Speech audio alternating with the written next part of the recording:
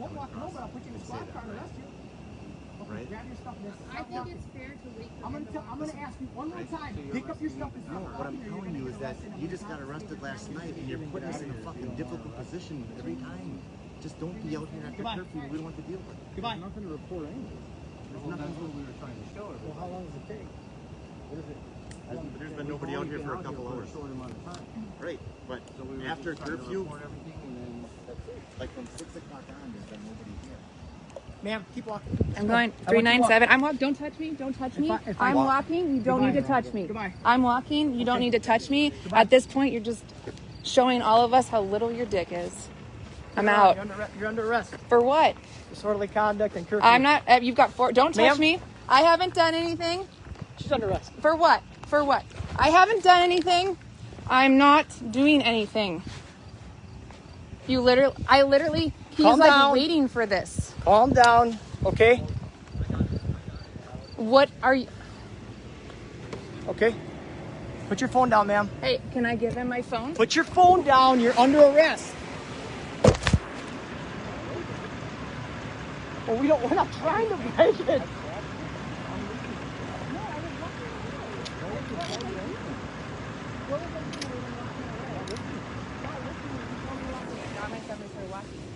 So now what are you arresting me for? You're going to get tried. Don't tell me I am. Like, I was walking away. I won't walk home, but I'll put you in the squad car and arrest you. Right? Grab your stuff. I think it's fair to wait for I'm gonna ask you one more time. Pick up your stuff and No, what I'm telling you is that you just got arrested last night and you're putting us in a fucking difficult position every time. Just don't be out here after curfew. We don't want to deal with it. Goodbye. There's nothing to report anyway. That's what we were trying to show everybody. Well, how long does it take? What is it? There's been nobody out here for a couple hours. A short amount of time. Right, but So we were after just trying to curfew, report everything and then that's it. like from 6 o'clock on, there's been nobody here.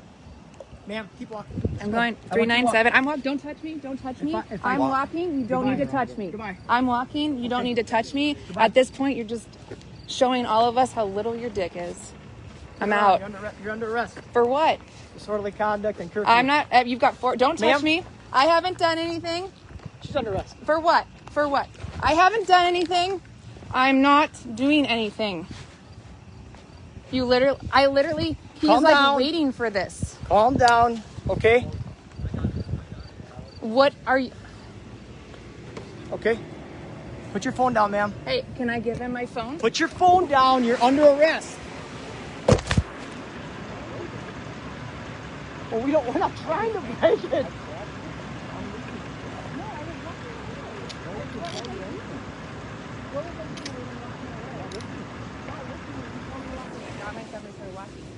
So now what are you arresting me for? You're going to get tried.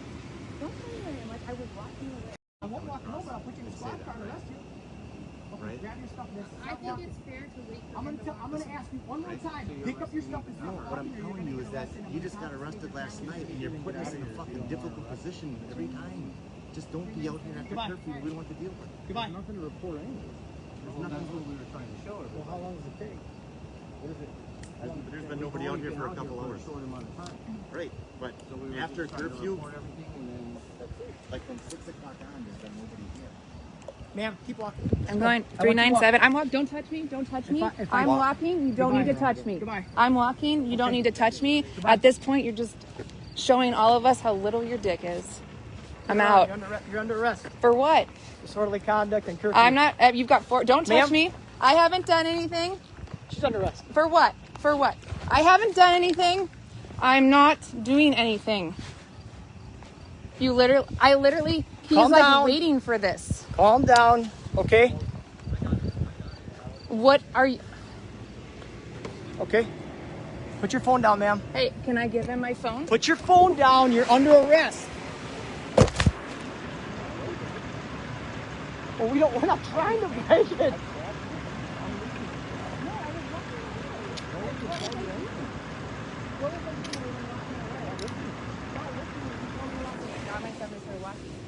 So now what are you arresting me for? You're going to get tried. Don't tell me I am. Like, I was walking away.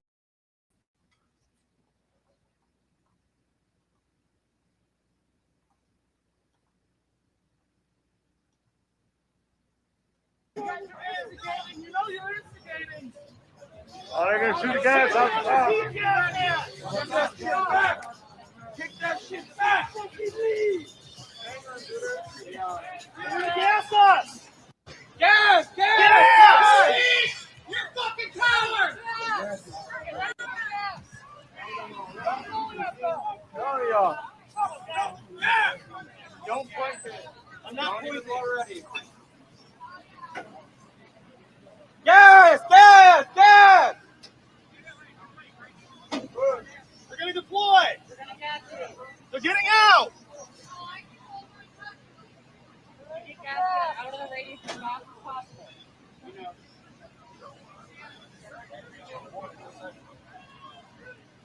I'm not doing it. 10-4 on gas! They're gonna gas! Yeah! Look at that. Get ready to kick that shit. If you can't put it back there. They all have gas masks on. Get ready. Gas masks on. Go, go!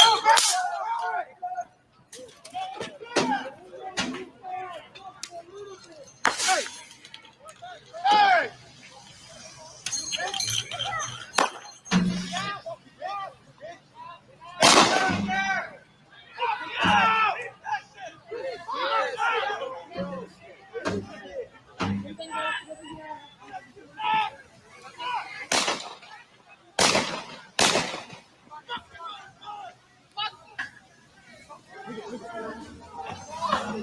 Fucking pussies! Fuck wall!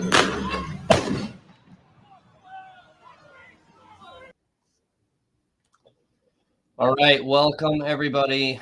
Good evening, good evening, good evening. Please share this out everywhere. Facebook, YouTube, share it out. I was trying to give you guys a little bit of time to get that done. We've uploaded a bunch of videos already today, some Daryl Brooks stuff. So we're going to need you guys' help to share this out. Kind of reached our peak in videos. So please share it everywhere. If you're on YouTube, be sure to hit the thumb. Facebook, make sure you like and follow. This is going to be a multi-day kind of series that we're going to do because there is so much to unpack. Okay, we are going to play a lot of videos. We are going to read documents. Okay, we're going to read stuff that documents that have been in our articles. I am going to release things that have never been released to the general public, even by us.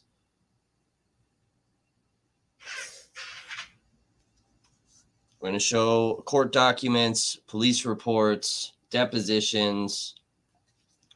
We're going to show you guys a ton of video.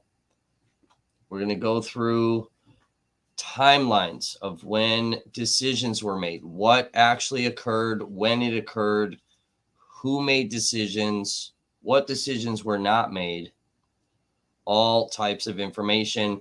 There is a lot to unpack. So each day that we do this will be different. Okay, and we're going to break up some of the videos with some documents and different things. We'll listen to some audio. We'll listen to a lot of stuff just so it's not boring. Please share this out, everybody.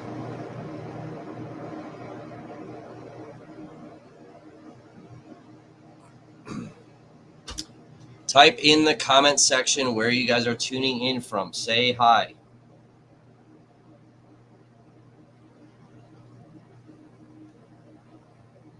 Oh, Ruben, what's up? Naslik is going to lose his mind. Yes, he is. He is going to shit a brick. So, welcome all law enforcement that is watching our stream tonight. It sucks to be them.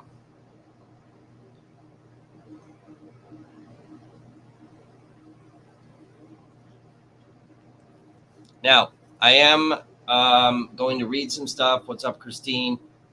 Okay, we are going to go through this every single night.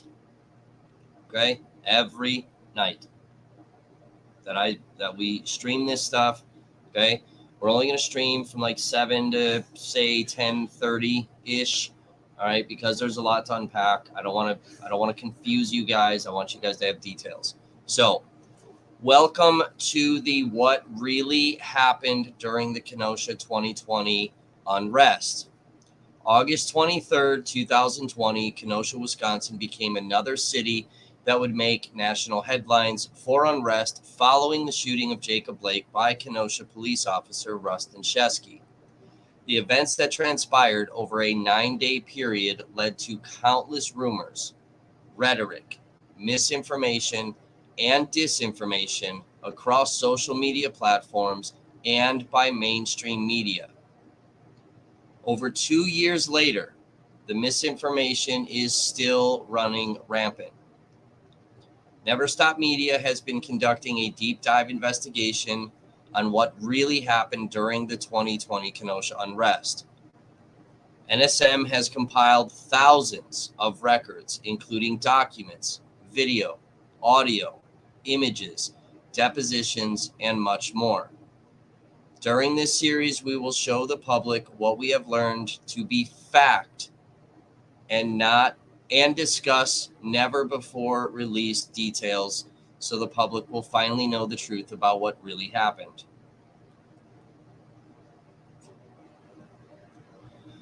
During this multi-day series, I ask everyone to remain respectful in the comment section on Facebook and YouTube. While NSM heavily respects the First Amendment, remember, we are not the government, so your free speech is not protected here. Please also take into consideration words and phrases that go against platform community guidelines. We are here to learn the facts. Any comments that attack myself, the host, will result in automatically being banned. There will be no comments that spread misinformation, disinformation, threats, intimidation, or doxing of one another. Comments that resemble any of this will be removed and could result in being banned.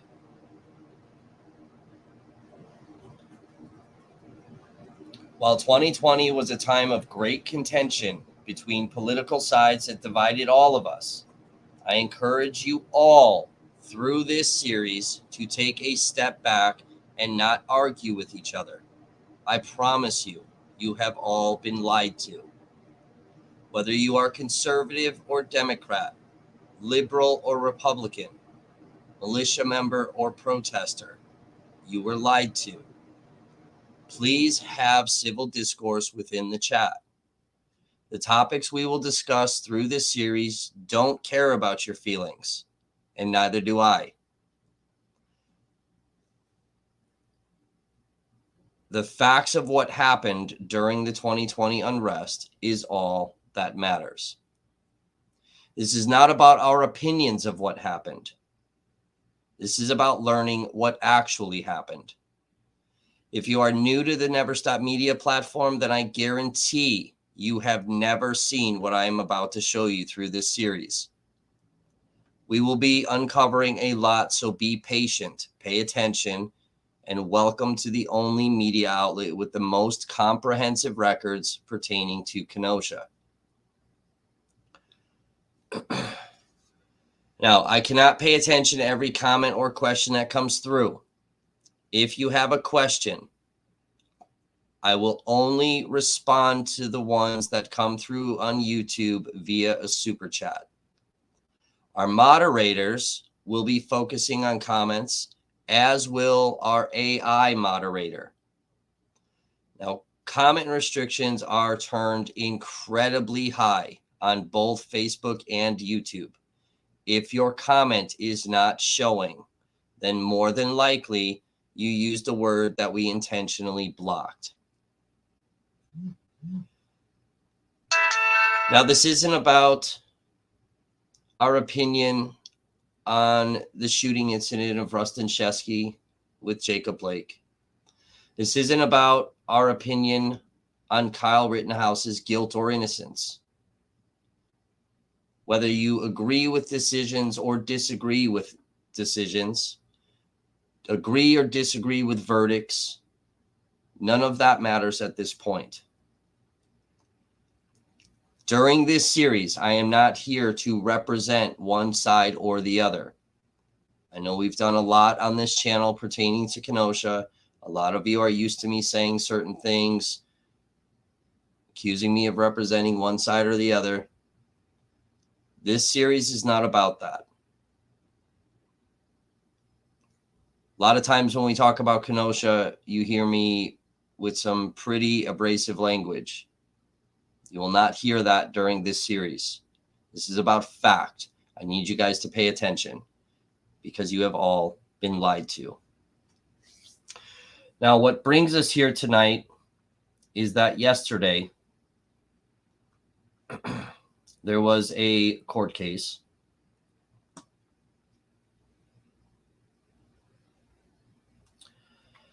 in regards to the wrongful death of Anthony Huber.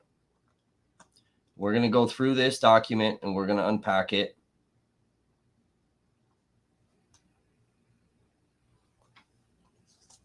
Okay. Guys, make sure you hit the thumbs up and likes and follows. Facebook, spam the chat with the little thumbs and the little hearts. Spam the shit out of it through the whole thing. It helps push this out. Please share this on your pages. Share it in groups that you're in. Share it everywhere. Okay, YouTube especially.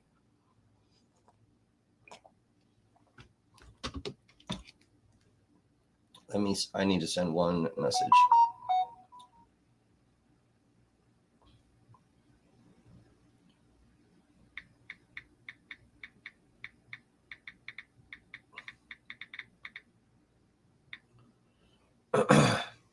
Now, again, if you want to ask questions, I welcome that. Okay, but I'm only paying attention to the questions that come up on YouTube via a super chat. All right, I expect that at some point during this series, the chat is going to get real spicy and real insane. You guys already know, if you've been here for a while, you already know the shit that could possibly happen here. So I encourage people to ask questions. Get clarity if there's something you don't understand or you're confused about. Okay. The point of this, guys, is to understand what really happened. Okay. We have been conducting this investigation for over 2 years now. There's a lot to unpack, and there is still a lot that we need to know. Okay.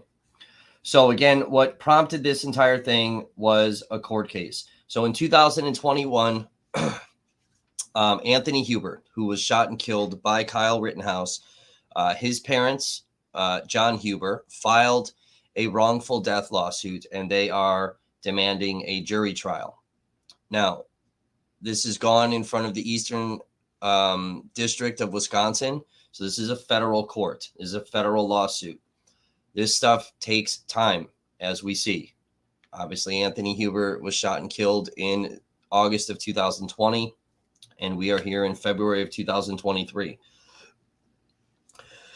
The lawsuit yesterday made it through its next phase. To sum it up of what transpired during that hearing, the federal judge in Wisconsin ruled yesterday that a wrongful death lawsuit filed by the father of a man shot and killed by Kyle Rittenhouse during a protest in 2020 can proceed against Rittenhouse, police officers, and others. The father of Anthony Huber, one of 2 men shot and killed by Rittenhouse, filed the lawsuit in 2021. We got to pay attention to verbiage. I'm going to preface this all right with that. We have to pay attention to verbiage. Okay, we're going to break down this document too after this. Accusing officers of allowing for a dangerous situation that violated his son's constitutional rights and resulted in his death. Anthony Huber's father, John Huber, also alleged that Rittenhouse, who was 17 at the time of the shootings, conspired with law enforcement to cause harm to protesters. John Huber is seeking unspecified damages from city officials, officers, and Rittenhouse. U.S. District Judge Lynn Edelman on Wednesday dismissed motions filed by Rittenhouse and the government, defendants seeking to dismiss the civil rights lawsuit. In allowing the case against Rittenhouse and the others to proceed, the judge said that Anthony Huber's death could plausibly be regarded as having been proximately caused by the actions of the government defendants. Attorneys and private investigators for John Huber spent over 100 hours trying to locate Rittenhouse, tracking down addresses in 7 states before they found the home of his mother and sister in Florida. The lawsuit was served on Rittenhouse's sister, who said that he wasn't home. Edelman said that was sufficient to qualify as being served. Rittenhouse had argued that the case against him should be dismissed because he wasn't properly served with the lawsuit. Edelman dismissed that, saying that Rittenhouse is almost certainly evading service. Rittenhouse has been deliberately cagey about his whereabouts, Edelman wrote. Although he denies living in Florida, he does not identify the place that he deems to be his residence. The ruling puts Anthony Huber's family one step closer to justice for their son's needless death, said Anand Swaminathan. I don't know how to say the name, guys. Sorry. It's kind of a complicated name to say. So that is one of the attorneys for the parents of for Anthony Huber's parents, John Huber and Karen Bloom. The Kenosha officials that created a powder keg situation by their actions tried to claim that they cannot be held accountable for their unconstitutional conduct. That argument was soundly rejected. This case is one of several ongoing civil lawsuits filed in the wake of the shootings. Gage Grosskreutz last year filed a similar lawsuit against Rittenhouse. Now, the ruling that happened yesterday does not push this into the courts, as this is definitively going towards a jury trial. There is still a long process. There is possibility that it may never get that far. There could be settlements. There could be legal issues. There could be a lot of things. This just pushes it one step closer.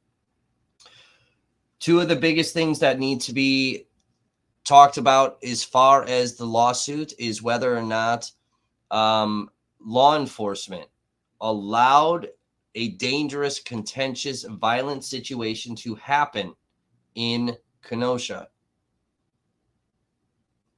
The other big thing is whether or not Kyle Rittenhouse himself conspired with law enforcement. The verbiages in this lawsuit are going to be incredibly important. Let's dive into the lawsuit and let's break some of this down.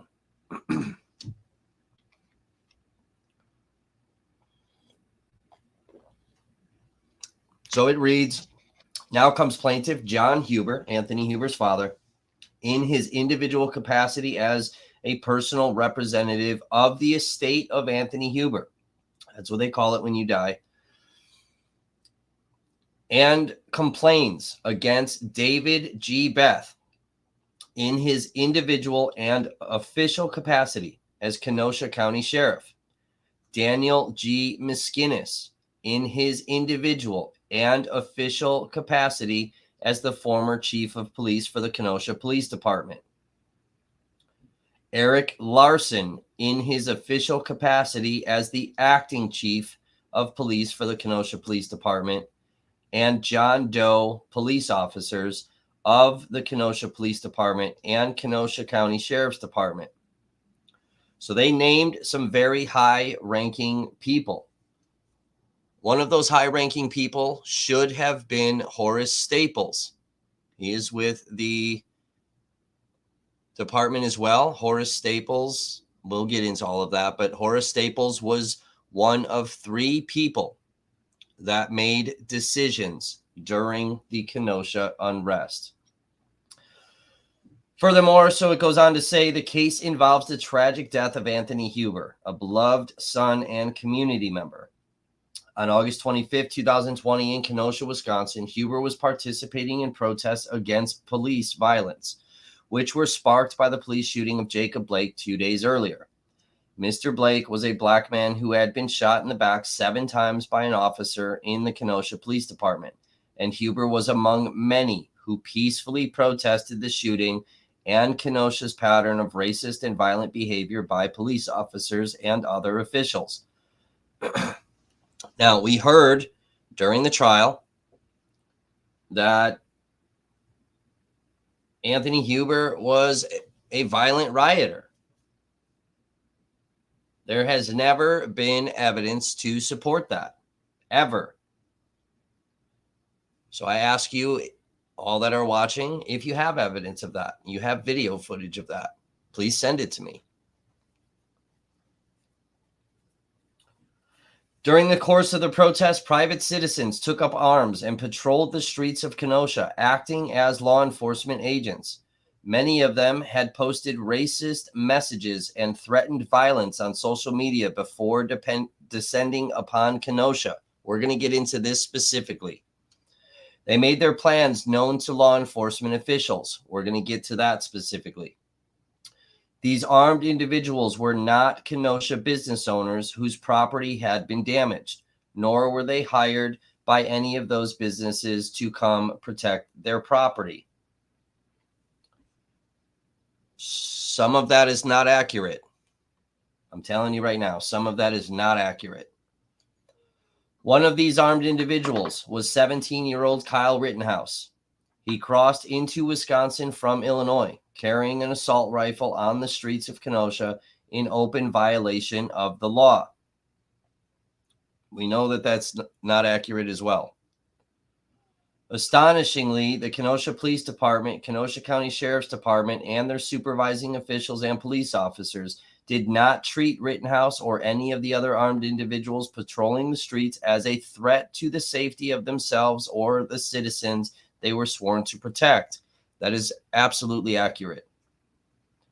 Instead, defendants deputized these armed individuals, conspired with them, and ratified their actions by letting them patrol the streets, armed with deadly weapons, to mete out justice as they saw fit.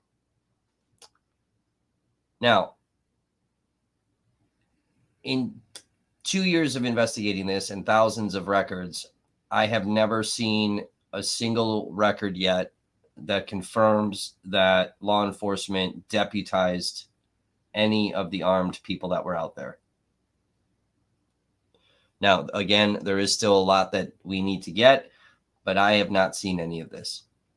Conspired with them. We've already proven this. That is a fact.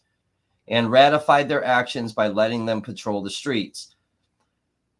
Defendants thanked Rittenhouse and other armed individuals, gave them water, and allowed them to openly defy the emergency curfew order that was in place. This is also factual, and we believe we know which department did that. Defendants even made plans to funnel the protesters toward the armed individuals and deal with them. As a result of defendants' actions, Rittenhouse fired his assault rifle indiscriminately a number of times at citizens on the street. We know that's not true. He shot and killed 2 men, seriously injured a third, and narrowly missed a fourth. At the time Rittenhouse encountered Anthony Huber, Rittenhouse had already shot at 2 men and killed one of them.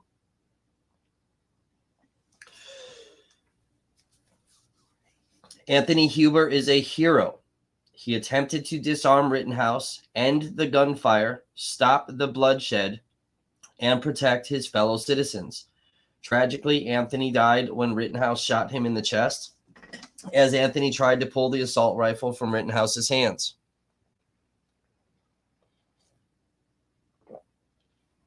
The conduct of the Kenosha Police Department, Kenosha County Sheriff's Department, and its supervisors and police officers directly caused Anthony Huber's death. Anthony's father, John Huber, and his mother, Karen Bloom, now seek justice for the death of their son. I think there's going to be a big argument here on directly caused, but they are culpable because they allowed a lot of things to happen. Again, we're going to get into a lot of this stuff. Please share the stream out, guys, on YouTube. Be sure to hit the thumbs up, please. This is a civil action, jurisdiction and venue. It talks about the parties. So you have John Huber, Anthony's dad. The defendants, you have Sheriff Beth. You have Chief Miskinnis of the KPD. Eric Larson, who was a acting chief after we helped push Miskinnis out. That's another thing. It's not publicly known. Never Stop Media helped push Miskinnis out of there with some of the stuff that we released. Don't pay attention to his, oh, I was retiring. And then they have defendants, John Doe police officers. So that covers a blanket number of officers. Now, they list the facts of the case. Now, just because it says facts of the case, okay, it doesn't mean it's weird legal stuff, but it's what they're saying is their fact for their argument, okay? On August 23, 2020, in Kenosha, Wisconsin, KPD officer RUSTEN SHESKY shot Jacob Blake in the back 7 times without justification. Neighbors and other concerned residents of Kenosha demonstrated in protest against the shooting of Jacob Blake. Demonstrators initially gathered at the site where Mr. Blake was shot. When video of the KPD shooting of Blake was released, it rightly sparked public outrage. That evening, hundreds of additional demonstrators gathered in downtown Kenosha to protest. Officers from the KPD and the Kenosha County Sheriff's Department were dispatched to monitor the demonstrations, police the actions of individuals present, and disperse the crowds. The KPD and KCSD officers at the scene were antagonistic toward the demonstrators, who were voicing their outrage at the racist and systemic violence conducted by the very officers who were policing the demonstrations. An emergency overnight curfew of 10:15 p.m. was put in place. Pay attention to that time. The curfew was aimed at protesters and not actually directed at or enforced against others in the city violating the order. The curfew was aimed at protesters and not actually directed at or enforced. Oh, God, they do not want me to testify in this motherfucker, bro. Officers from the Kenosha Police Department and the Kenosha County Sheriff's Department fired tear gas and rubber bullets into the crowds to break up the demonstrations, and they arrested a number of demonstrators.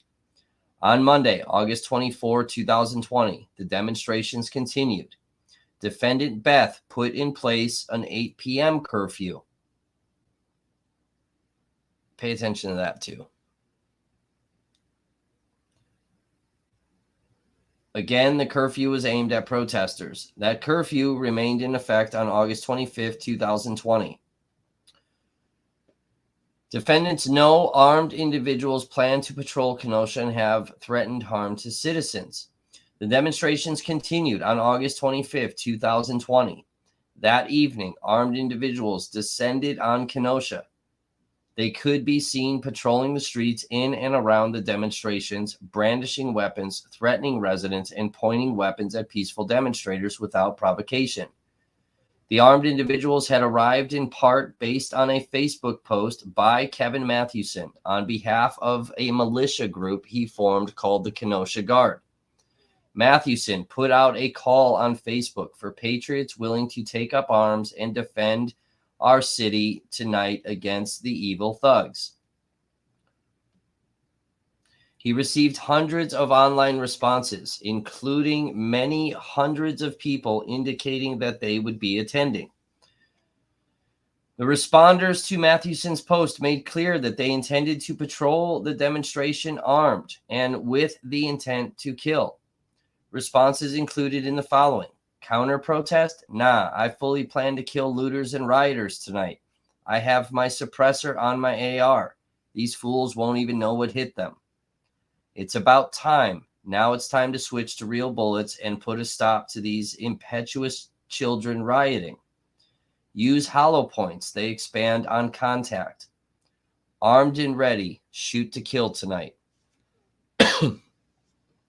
Defendants knew about the plans and intentions of the armed individuals, including the social media posts and the plans and intentions of the pro-militia armed individuals that descended on downtown Kenosha. We're going to get into a lot of this, okay, because we confirmed a lot of this stuff. Mathewson is a former Kenosha alderman, was known to the defendants, and speaks regularly with defendant Miskinnis. Mathewson, calling himself the commander of the Kenosha Guard, emailed defendant Miskinnis and Joseph Noslick, KPD's public information officer. The email stated, Chief Miskinnis, as you know, I am the commander of the Kenosha Guard, a local militia. We are mobilizing tonight and have about 3,000 RSVPs. We have volunteers that will be in uptown, downtown, and at the entrances to other neighborhoods. Mathewson also posted the email as an open letter to the Kenosha chief of police on social media. The email and social media post made clear that these volunteers would not be there to protect their home or businesses, and that they had not been hired by any local business to secure property. Instead, they intended to patrol the streets, acting as armed law enforcement officials. Neither defendant Miskinnis nor defendant Beth made any attempt to dissuade Mathewson or any other armed individuals from showing up in Kenosha to patrol the streets. Defendant Miskinnis and Beth acknowledged that the KPD and KCSD were aware that pro-militia armed individuals intended to patrol and then did patrol downtown Kenosha. Then it goes on to talk about the Rittenhouse shooting. Rittenhouse was brandishing his gun openly and conspicuously. We already know all this. Numerous KPD and KCSD officers saw Rittenhouse before and after the shootings that night. Despite being in clear violation of Wisconsin law, Rittenhouse was not asked for identification, was not questioned, was never detained, and was not disarmed. So I think a lot of us that are watching, we already know that there's issues. I'm going to tell you right now, there's issues with this because some of this is not accurate. It's 100% not fucking accurate. Instead, defendants allowed Rittenhouse to patrol the streets of downtown Kenosha with his deadly assault rifle. They invited him in, deputized him, conspired with him, and ratified his actions. This is number 47 here. This is pretty big. This is a big sentence. As a result of defendants' actions within the zone defendants controlled, Rittenhouse shot at 4 Kenosha area residents. That's not accurate either. Killing 2 of them and seriously injuring a 3rd. We already know this statement is not true. That shot at 4 Kenosha area residents.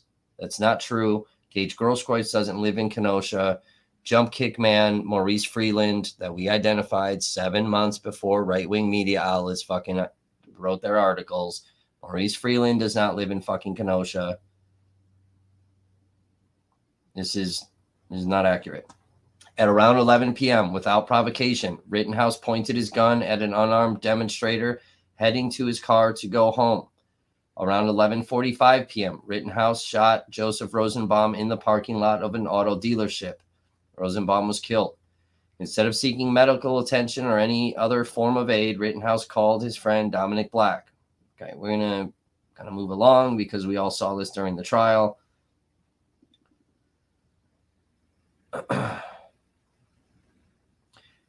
The defendants, meaning the police, did nothing to stop Rittenhouse's illegal conduct. They did not arrest him for illegally carrying a gun. So we already know this is not accurate because Wisconsin law allowed him to do this. This is not. There's going to be very serious issues with a lot of this stuff. They did not disarm him. They did not limit his movement in any way. They did not question him.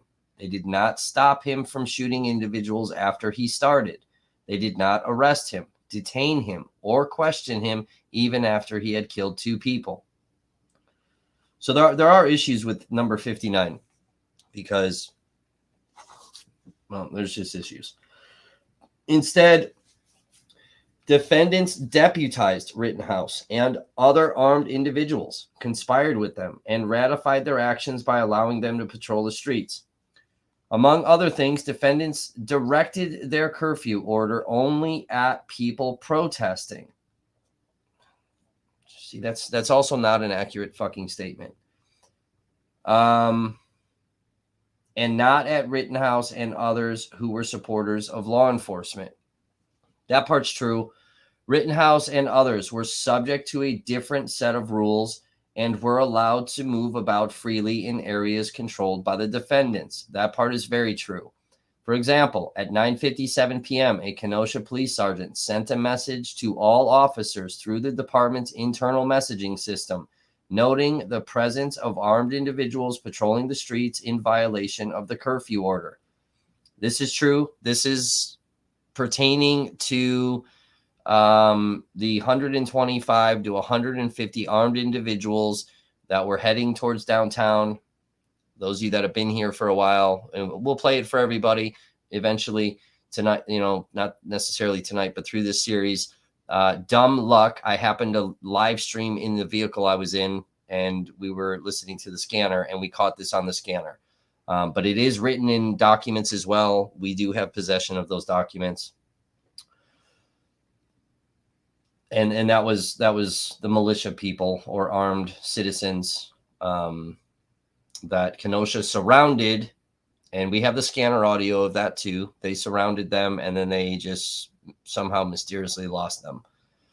Rather than take any steps to detain, dissuade, or disarm these armed individuals, a KPD sergeant made clear that they were not to be detained, dissuaded, or disarmed, calling the armed individuals in blatant violation of the curfew order very friendly.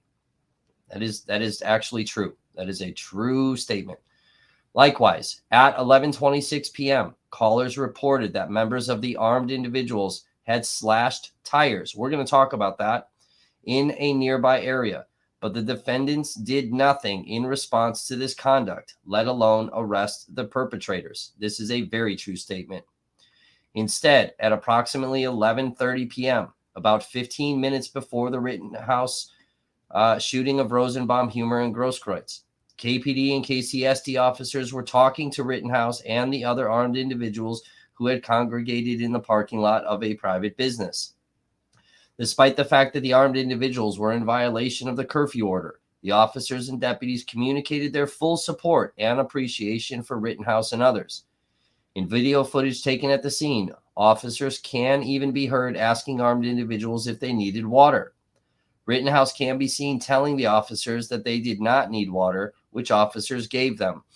There's a big problem with this document because that vehicle is not a Kenosha Police Department vehicle. It is not a Kenosha County Sheriff's Department vehicle. It is an outside agency that was on Sheridan Road that did this. It was not Kenosha. This is going to be very problematic in this lawsuit. This is why, guys, this is why me testifying in these cases, everyone's going to hate me. It doesn't matter what side you're on. Everyone's going to hate me. You know what I mean? Because when I testify, I can't lie, right? I may not like Rittenhouse, but I can't lie about him. I have to tell the truth, right? And especially with what I know now, with everything that we know, I have to tell exactly what I know, right? And that's kind of why we're breaking this down a little bit. So I know for fact this was not Kenosha that handed him water. In no way, shape, or form. This was not. So these things are going to be very problematic. Rittenhouse walked right up to the police vehicles. Despite his obviously tender age, he was not asked for identification to demonstrate that he could lawfully possess an assault rifle. This is kind of a ridiculous argument because it would have been a civil rights violation, literally asking him to ID. And then had he gotten arrested, and they probably would have because law enforcement they just don't know the laws, but they would have violated his rights. And then had they arrested him, let's say he was illegally carrying, this whole case would have been dismissed anyway because there was no probable cause to even stop him in the first place. It's a civil rights violation. This is just weird lawsuit right now. I don't like it. That's just my opinion. I don't like the lawsuit right now. The officers not only provided armed individuals with water, but they voiced their support and appreciation for the actions of Rittenhouse and others, saying, "We appreciate you guys. We really do." Needless to say, KPD and KCSD officers did not offer assistance or appreciation to any protesters.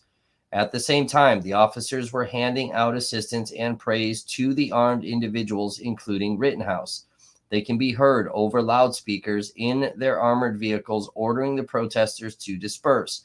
This is the last warning. You will disperse, and this area is closed. You are trespassing. Leave now. No such warnings or threats were made to the armed individuals. The KPD and KCSD officers deliberately orchestrated these circumstances. A clear message was sent that perceived protesters were required to disperse, while armed individuals who supported law enforcement could roam free and assist the officers. These events directly led to Anthony Huber's death. So this part's all true. Before the fatal shootings, one of the armed individuals was interviewed. He said the following: "You know what the cops told us today? They were like, we're going to push them down by you because you can deal with them, and then we're going to leave." And that is exactly what happened. Defendants ordered the protesters to move south, funneling them into a confined area where they were met by the violence perpetrated by Rittenhouse and the other armed individuals. I'm going to tell you all right now, when we saw Ryan Balch say this on a live stream, this was one of the biggest conspiracy theories that went rampant around social media and lamestream media. This is a factual statement. This did, in fact, happen 100%. And we have this verified in documents as well as scanner audio by law enforcement. Command sent this and told them to push multiple times. And it was primarily directed at West Allis Police Department, since they were the unit or units that were on Sheridan Road. This is verified. This is not a conspiracy theory. This happened. We also know that law enforcement, somebody, it is alleged that it is a Kenosha police officer, most likely, plausibly Kenosha police, that did warn them ahead of time. We also know this to be factual, that law enforcement did tell armed people that they were going to push them down. At all times, defendants, Rittenhouse, and others knew and understood what defendants meant when they told heavily armed private citizens to deal with the protesters. In this manner, defendants, Rittenhouse, and others arrived at a plan to collectively use force and state authority against the protesters. Okay. I'm going to tell you right now, out of everything that we have so far, I don't know what the fuck that is. I have nothing in any of the documents, records, anything that we have. I personally, we have nothing. I don't know about this. Again, there are still 25 agencies that we need records from. For example, Rittenhouse's own lawyers have stated that the police maneuvered a mass of individuals down the street towards the auto shops where the armed individuals had gathered. As a result, defendants invited, deputized, authorized, conspired with, and ratified the actions of Rittenhouse, a boy illegally in possession of an assault rifle,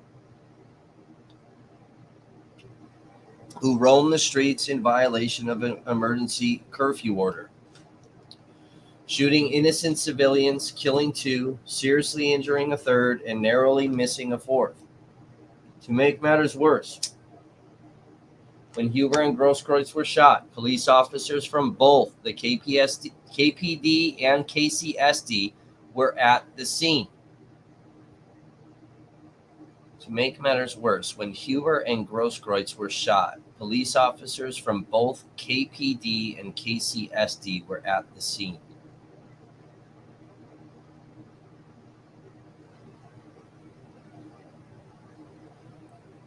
This is going to be dependent upon the timeline that they're talking about. What's up, Tony? The way I'm reading this, and maybe, you know, again, this is dependent upon the timeline. Okay.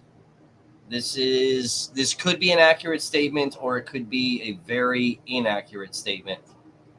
Thanks, Tony, for becoming a member. Appreciate you.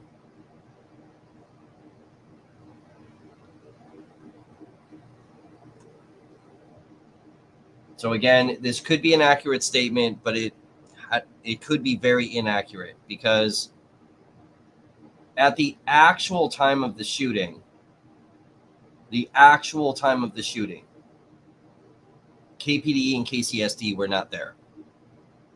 They were not there. Guys, I'm gonna be hated like a motherfucker. I'm telling you right now. Everybody's gonna hate me. Protesters yelled to the officers that Rittenhouse had just shot people. Remarkably, the officers did nothing to stop Rittenhouse, let alone question him or arrest him. Instead, officers spoke to Rittenhouse and then let him walk away. Okay, so this is talking about the Kenosha squad car that eventually did pull up, that Rittenhouse, walked to, and allegedly was pepper sprayed. However, again, this is just number 79 here is a very weird way of writing this. It's very just convoluted and all stuck together, because protesters weren't telling Kenosha, and they weren't telling that Kenosha squad car. They were telling the fucking West Allis Bearcat and just screaming in general. Now, eventually, that KPD squad car does pull up, and then sure, people were yelling, whatever. Rittenhouse allegedly was pepper sprayed. I'm going to tell you guys now, there's certain things I'm going to tell you, and I'm going to tell you that I can't tell you how I know that. And I promise you it will be public at some point. So there will be times I say that stuff, okay? I just need you to trust me on that, and I promise you it will come out. I promise, I promise, I promise. I am telling you right now that statement that Kyle Rittenhouse was pepper sprayed by Kenosha police officers, those two idiot cops, he testified to that. That is not true. That was a lie. That didn't happen. I can't tell you how and why I know that, but I promise it will come out. The only reason defendants allowed Rittenhouse to walk away after shooting 3 people was because he was white and because he was affiliated with the armed individuals who had defendants' explicit support. Long after he had left the scene in the state, Rittenhouse was finally arrested and charged with murder and other crimes by the Kenosha County District Attorney's Office. By inviting, deputizing, conspiring with, and ratifying the actions of armed individuals who were empowered to patrol the streets of Kenosha, defendants created an extremely and obviously dangerous and deadly environment. They did. Law enforcement created this situation, allowed it to happen. We're going to get into that because I know a lot of people are going to disagree with that, but that's part of all the rhetoric and nonsense that went out. Defendants' open support of and coordination with the armed individuals in the minutes and hours before the shootings deprived Anthony Huber and the other protesters of the basic protections typically provided by police. It was a license for the armed individuals to wreak havoc and inflict injury. Tony, thank you for the super chat. We appreciate you.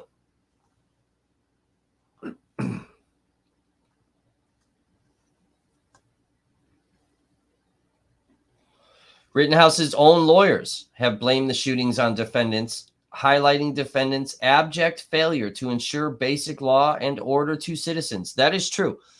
That is true. Richards and Sharafi did also blame Kenosha law enforcement for this.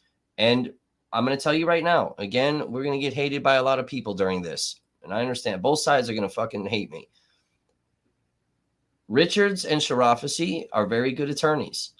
They are very good.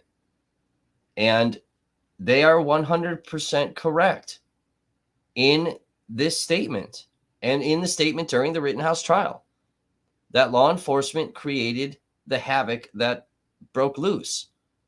And I'm gonna say this. I'm just gonna say this. Okay, this is not me defending Kyle. Okay, this is not. But had law enforcement done their goddamn jobs, there would have been no need for Kyle to be out there.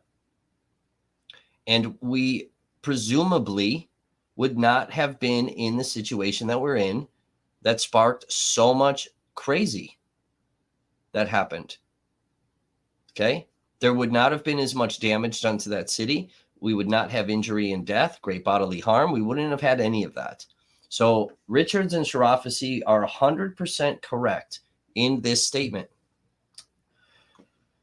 Defendants have continued to their disparate treatment of black people, even after the deaths of Huber and Rosenbaum.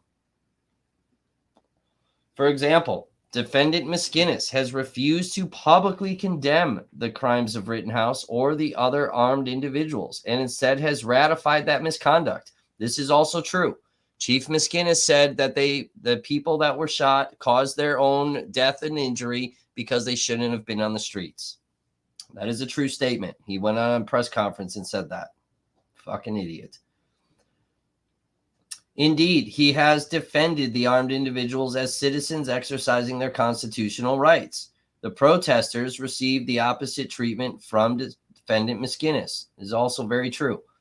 Moreover, in his first press conference after the shooting, defendant Miskinnis refused to make any statements condemning or even dissuading the armed individuals, even when he was specifically asked if he wanted armed vigilante groups to be present again the next night of protests. Racial discrimination and viewpoint discrimination. If Kyle Rittenhouse were black, defendants would have acted much differently. Presumably, that is a correct statement. If a black person had approached police with an assault rifle, offering to patrol the streets with police, he most likely would have been shot dead. It's a plausible situation. If a black child had shot 3 citizens with an assault rifle and was seen walking away from the scene of the shooting with the assault rifle in hand while other citizens yelled he was an active shooter, he would have been shot dead. It's a plausible statement. In none of these circumstances would defendants have permitted the individual to roam the streets, illegally and heavily armed, shoot civilians, and then walk past a dozen officers, talk to them, and simply go home. This is a plausible statement because of the arrest records that we have for 243 individuals. Now, again, and I already know that there's a certain person listening that created a video today and put out that there were over 100 arrests that were from out of state. That's misinformation, and you literally it's technically it's disinformation. You put out that's rhetoric. It's rhetoric. Okay? That's part of the rhetoric that went around, that the majority of these people were from out of town. Okay? And that's lamestream media that puts this bullshit rhetoric out there and makes everybody freak out that all these people came from all these states. Now, is it true that people came from other states? Yes, it is. 100%. That is fact. Okay? But a majority of the arrests were not from out of state. They were from neighboring cities that touch Kenosha. One need not look any further than the very event that gave rise to the protest at which Anthony Huber was killed. Although Jacob Blake was not at the site of the shooting, possessed no G-word, brandished no weapon, had not shot or hurt anyone, and was climbing into his own car with 2 children, Blake was shot in the back 7 times by police officers. By contrast, Rittenhouse was walking away from the scene of a double homicide with an assault rifle in his arms, and he was permitted to simply walk away. Moreover, the demonstrators were a diverse group of citizens protesting police violence against Black people, which included many Black Americans and other people of color. They were protesting in part the racial discrimination of defendants KPD and KCSD and their officers as exemplified by the shooting of Jacob Blake. The armed individuals were all white.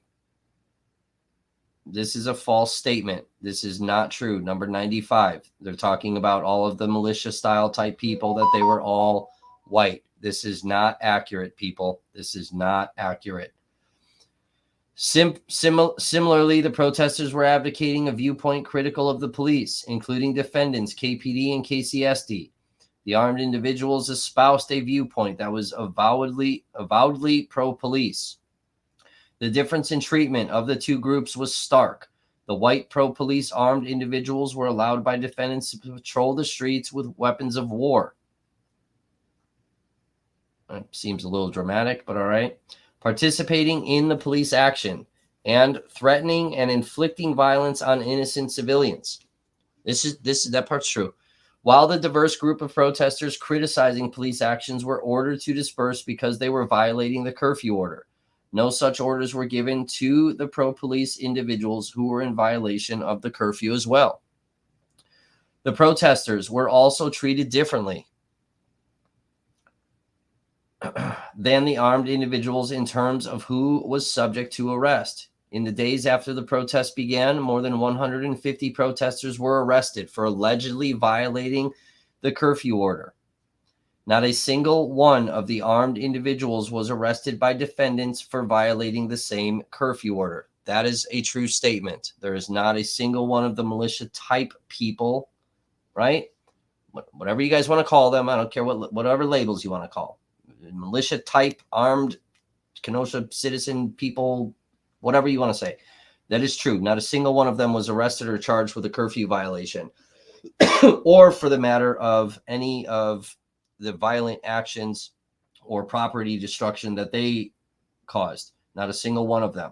And Rittenhouse, and I said this even during the trial, Rittenhouse was the only one that was charged with a curfew violation, which I said was absolute bullshit because a bunch of the curfew violation charges were dismissed, and that should have been a charge that got dismissed for him at the onset of that trial. And it didn't. I thought it was bullshit. Again, I already know people are going to hate me. Many of the armed individuals with whom the defendant departments had allied themselves were avowed racists.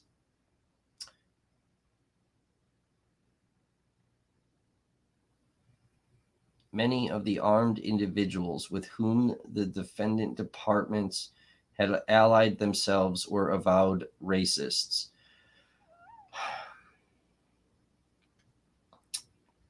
We need more details on this from them, from this document. We need more details. Were there some militia type people that were out there that had some very racial tendencies and posts on their own Facebook pages? Yes, they did. I'm not so sure about this whole statement, though, that I don't know. I guess it could be factual. It's all in the language. It's kind of a weird one. It's true, but sort of not true. It's kind of fucked up. Among the armed, I already know, guys. I already know you're gonna hate me. I get it. Don't start throwing shit at me, please. Among the armed individuals present at the protest was Ryan Balch, a member of the Boogaloo Boys, who could be seen patrolling the streets with Rittenhouse. The Boogaloo Boys are a right-wing militia group whose adherents include neo-Nazis and white supremacists. According to Balch, as many as 32 members of the Boogaloo Boys were in Kenosha patrolling the streets. In the months after he killed Anthony Huber, Rittenhouse was seen in a bar in his hometown flashing the OK sign, a symbol of white supremacy and white power. Sorry.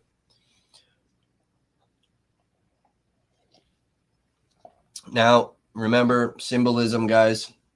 This symbol doesn't represent that, but it's one of those symbols that turned into this rhetoric that was started by Q. Okay? Don't be getting all fucking crazy over symbols, people. Defendant KPD's support of and coordination with the armed individuals was a product of its systemic racially discriminatory policies and practices. I'm going to go back to this bar incident. I'm going to tell you guys some factual stuff. Number one, photos, these types of photos were sent to us, Never Stop Media. We are the ones that leaked them, and it resulted in Rittenhouse's bond being modified. So let's just be transparent. Here's the other side gonna fucking hate me now. Now, we confirmed before mainstream media that he was not in violation of his bond at the time. Now, I said this during the trial that a lot of people think that it was intentional, that, you know, because if you're from Kenosha, you already know part of your bond condition is you're not allowed to be in a bar. You can't be near alcohol. It's part of the thing. So a lot of people thought this whole kind of situation was intentional, favoritism towards white Kyle Rittenhouse. Here's the thing, guys. This is my opinion. This is one of very few opinions you're going to get during this series. I honestly believe, due to his age and the fact that he lived in Illinois, I think it was an oversight. I don't think they expected him to be in a bar because he was 17 and he doesn't even live in the state of Wisconsin. I don't think that was intentional. However, I cannot prove or disprove that. I haven't been able to in 2.5 years. I just personally think it was an oversight. Now, what I will tell you about this situation, you know, we put up the Pudgy's Pub cameras, right? They're up on the channel. Mainstream media put this out like this was just hours and hours of partying with militia type people. And there were specific groups that were here, specifically the PBs. Okay. We put up the Pudgy's Pub thing because we wanted everyone to see that this wasn't hours and hours of him partying with these people. That was bullshit. It was like 15 fucking minutes. Okay. The other thing, Kyle Rittenhouse has publicly talked about Lynn Wood and John Pierce, that they set this up and had the PBs just show up, all of this stuff, whatever. That is not true. That is not true. That was David Hancock that did this. I cannot tell you why or how I know that, but I promise it will come out. V Radio, what's up? You said over 100 of the people were from out of state. So that's a false statement. Hopefully don't leave, V. V Radio came in. So that's what I was referring to as your disinformation, V. If you're still here, you said over 100. It's not an accurate statement. All right, so that's that as far as the Pudgy Pub incident, guys. So that was not set up by John Pierce and Lynn Wood. I promise it'll come out. How I know that and why I know that, it just cannot come out today.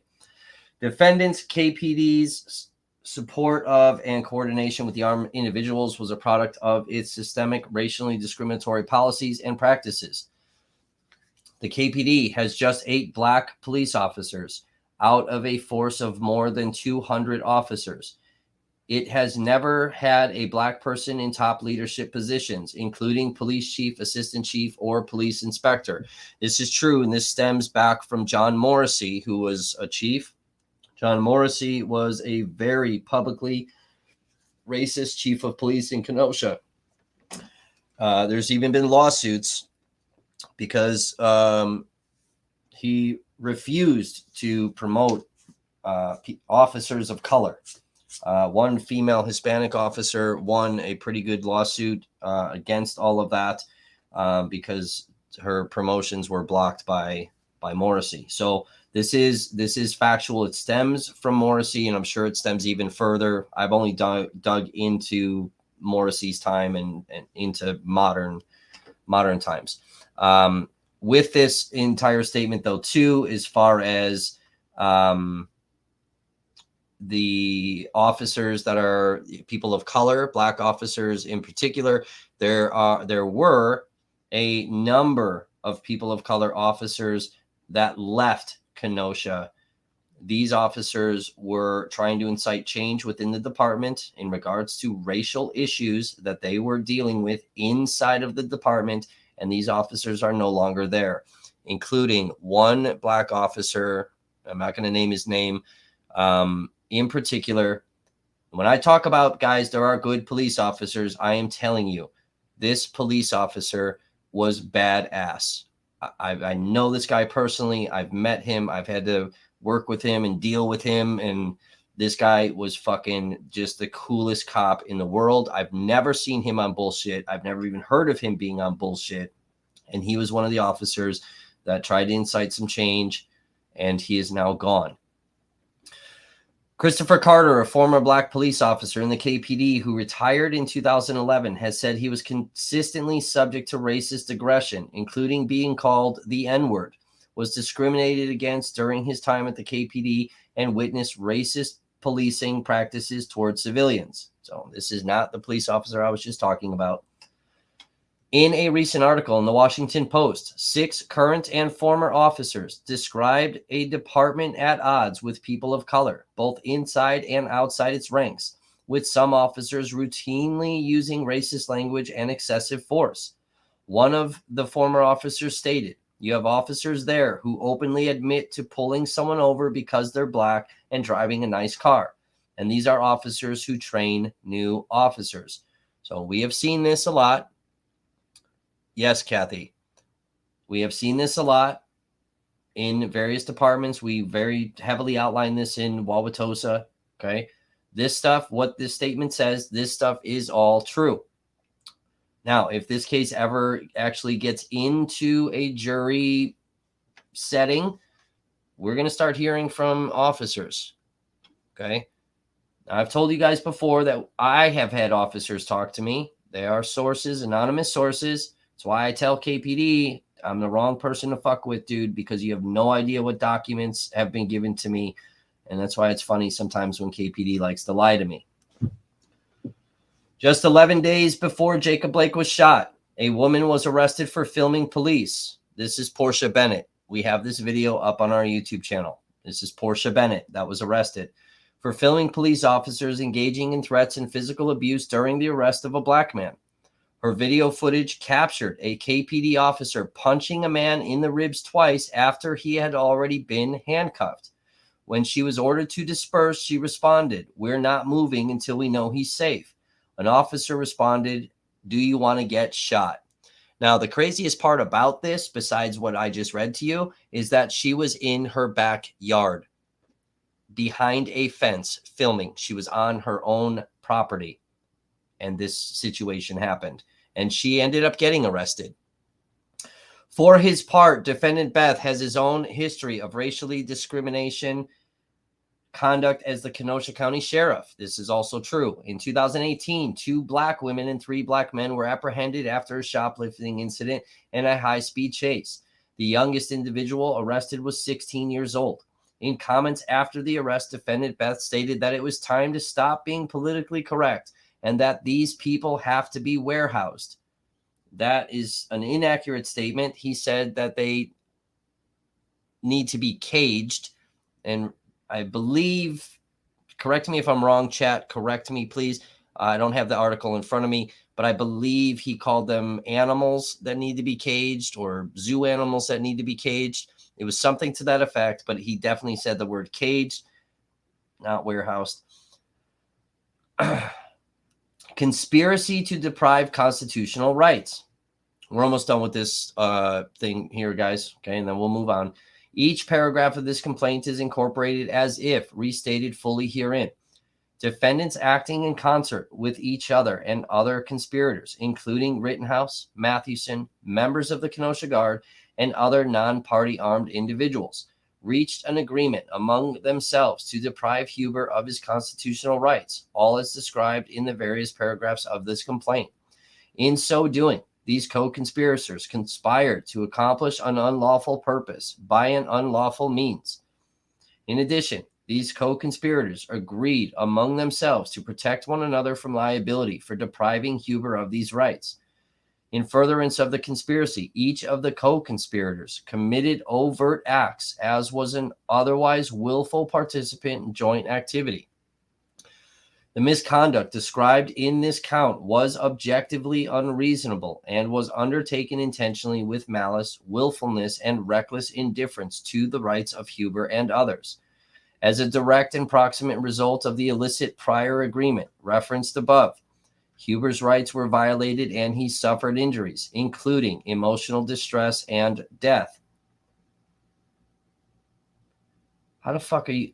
I don't know how they prove that part. Emotional distress. I don't know how you prove that.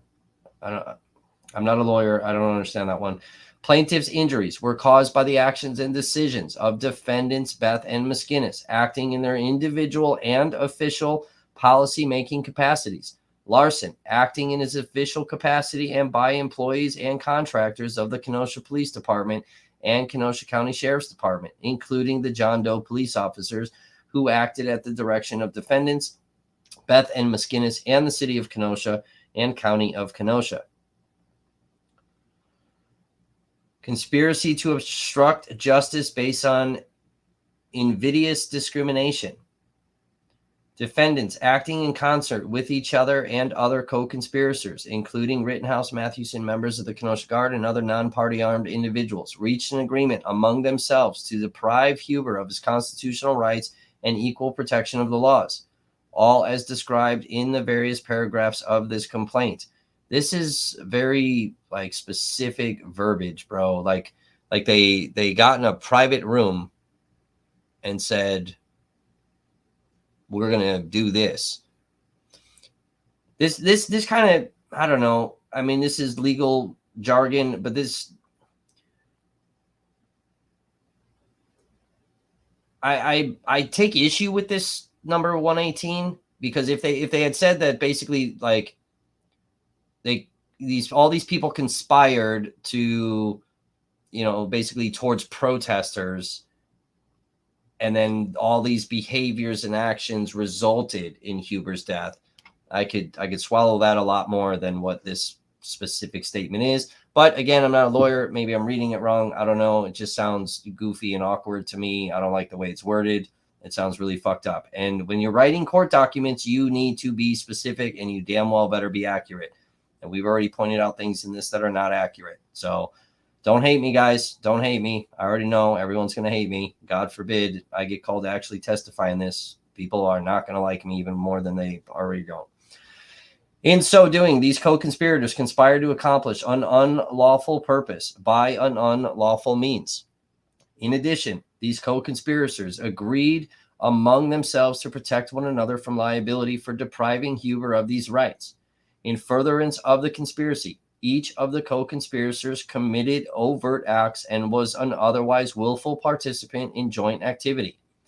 The conspiracy between defendants and other co-conspirators set forth above, and the actions taken in furtherance thereof, were motivated by racial animus. Ruben says it wasn't caged, it was warehouse. Okay. I thought I remembered him saying caged.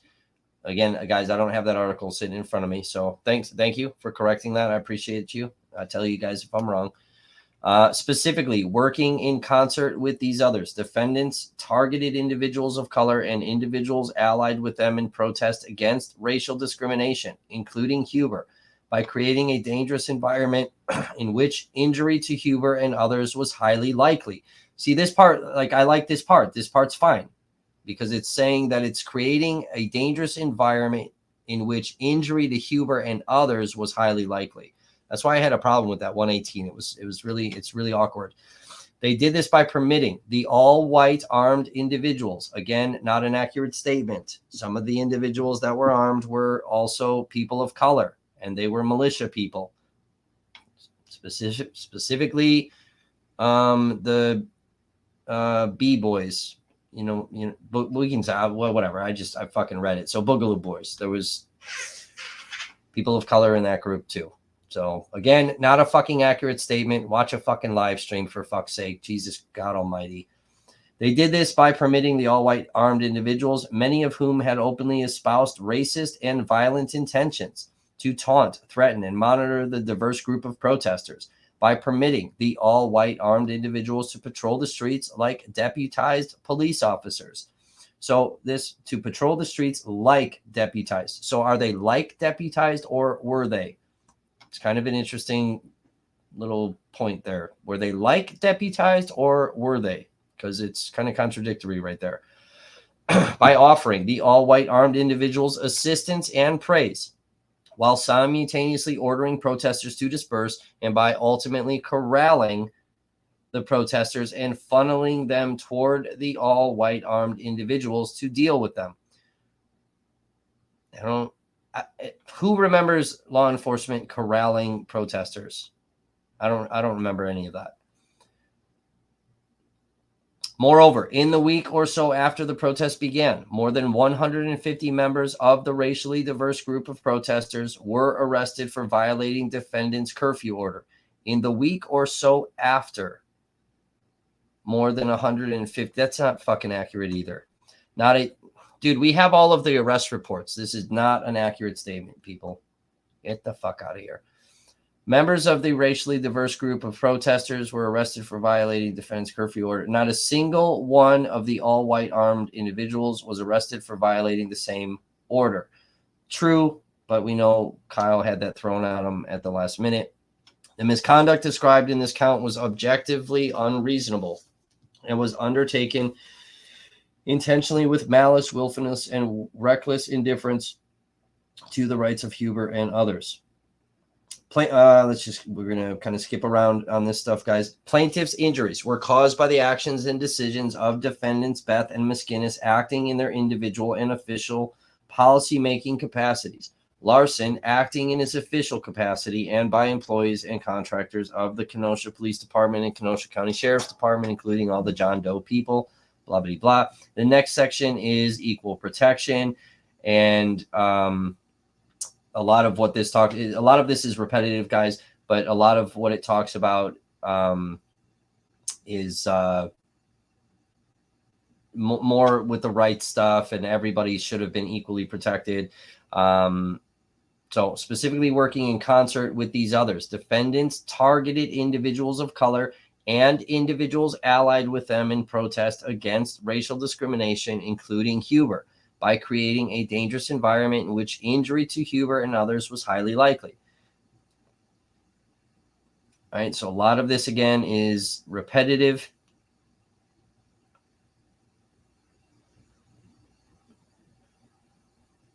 First Amendment retaliation. In the manner described in this complaint, defendants subjected Huber and other protesters to discriminatory and retaliatory treatment based on their opinions critical of police violence, in violation of the First Amendment of the United States Constitution. Huber and the other protesters participated in rallies and demonstrations in downtown Kenosha advocating a viewpoint critical of the police, including defendants KPD and KCSD, similar to the national and worldwide protests against police violence that began in the summer of 2020. Such conduct is protected by the First Amendment of the United States Constitution. I'm going to tell you right now, they're going to have a problem with this. Because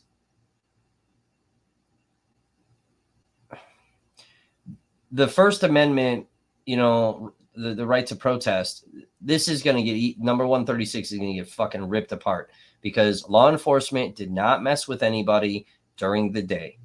And there was a lot of protests that happened during the days, and law enforcement did not mess with any of those people.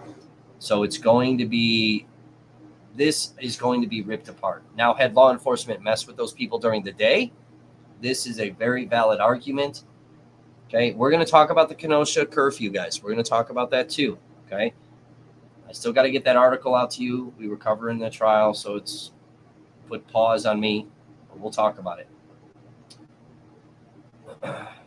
Protected speech of Huber and the other protesters and the viewpoint critical of police that they expressed was a motivating factor in defendants' disparate, discriminatory, and retaliatory treatment of the protesters. It's going to be a big one to prove. The defendants' retaliatory actions in response to Huber and the other protesters' protected speech have had a chilling effect that acts as a deterrent to free speech. The misconduct described in this count was objectively unreasonable.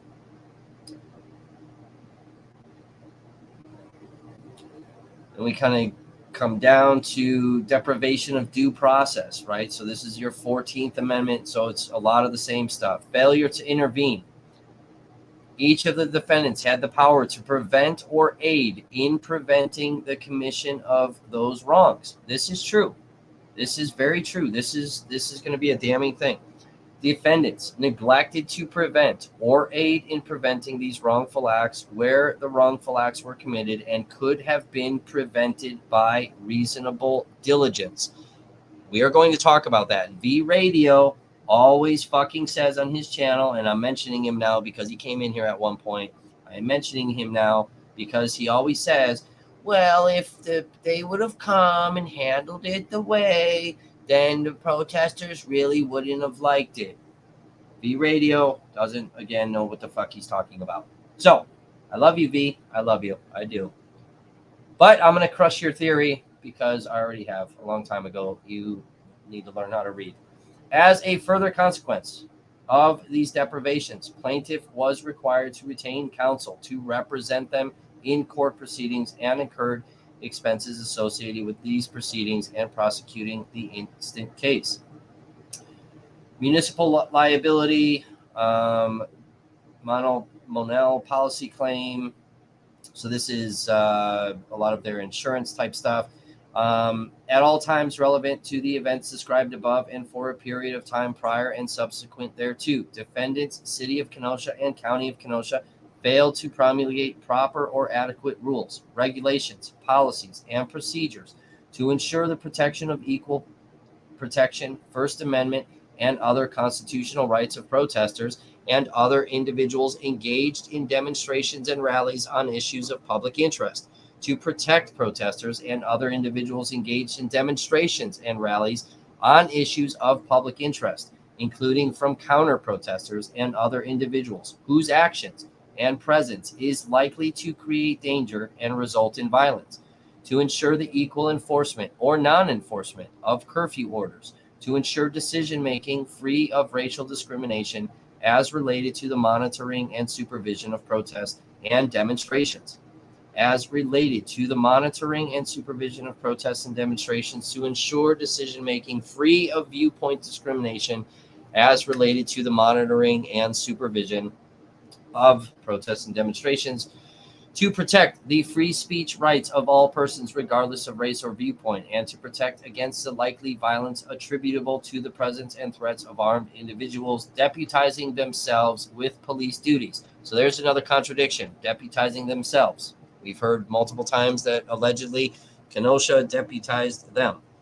Now, this is an important thing because they're talking about how Kenosha police and Kenosha sheriffs had no policies pertaining to rallies, demonstrations, civil unrest, all of that stuff. This is a true statement.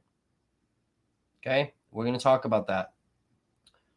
So a lot of this, last several things is kind of pertaining to policies, insurance things, intentional infliction of emotional distress.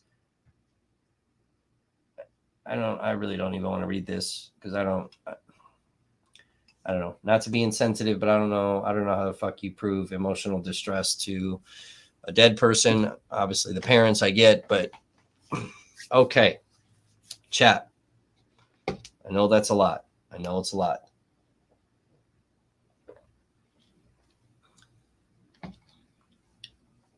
Let me play a clip just to kind of break it up a little bit, break up the monotony. Let's just play a quick little clip. How's everybody doing? Share this stuff out, guys. Share the stream. All the haters, thanks for not being haters tonight. Appreciate it. You know you're instigating. Oh, they're gonna shoot the gas out the top. Kick that shit back. Gas us! Gas! Gas! You're fucking coward!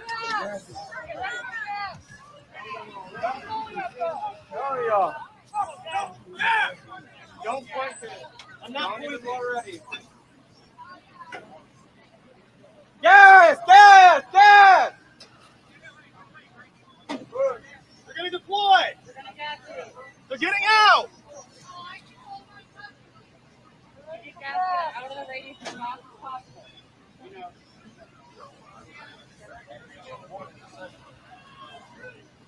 I'm not doing it. 10-4 on gas! They're gonna gas!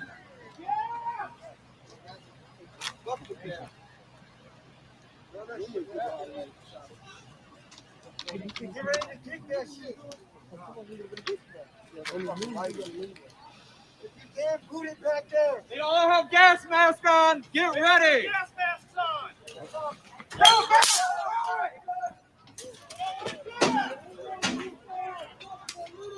Hey.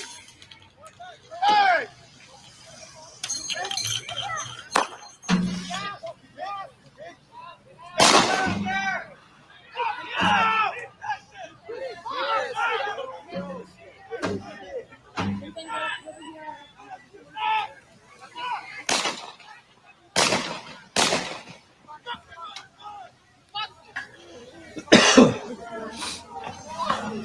Fucking pussies! Fuck close!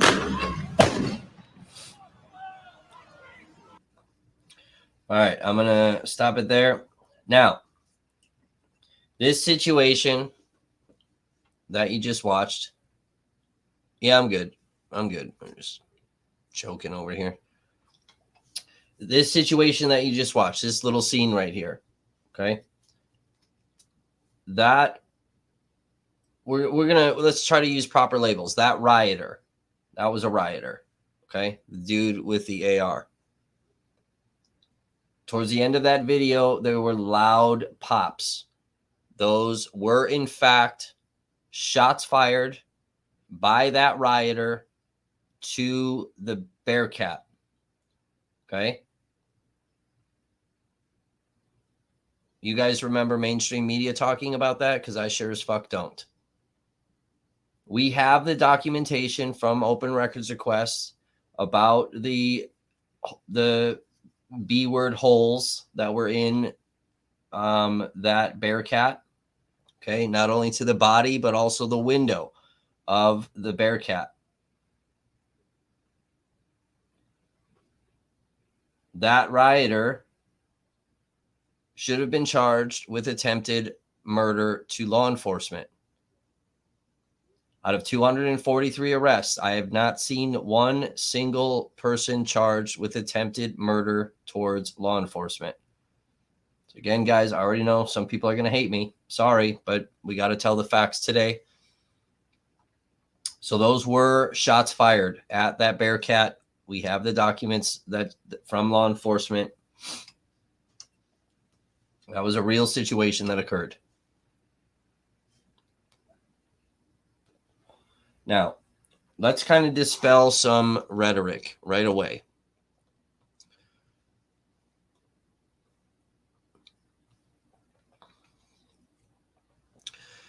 Now, a lot of people, partly with law enforcement, corporate media that put out a bunch of bullshit information, social media posts that went everywhere, okay?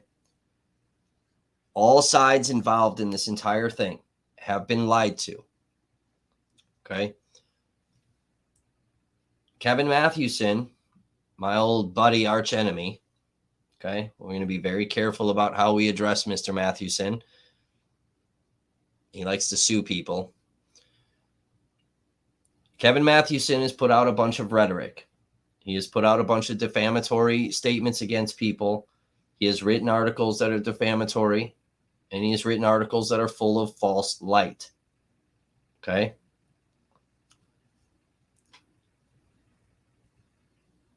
He has put out information that law enforcement was overran by protesters and rioters.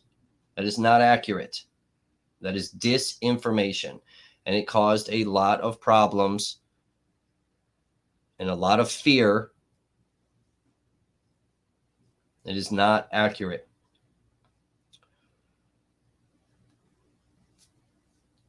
Now, we're going to talk about how prepared Kenosha was for a riot. We're going to talk about the timeline of decisions that were made. We're going to talk about how many law enforcement agencies were actually out there. We're going to talk about how many National Guard were there. And we're going to talk about where all of these people were.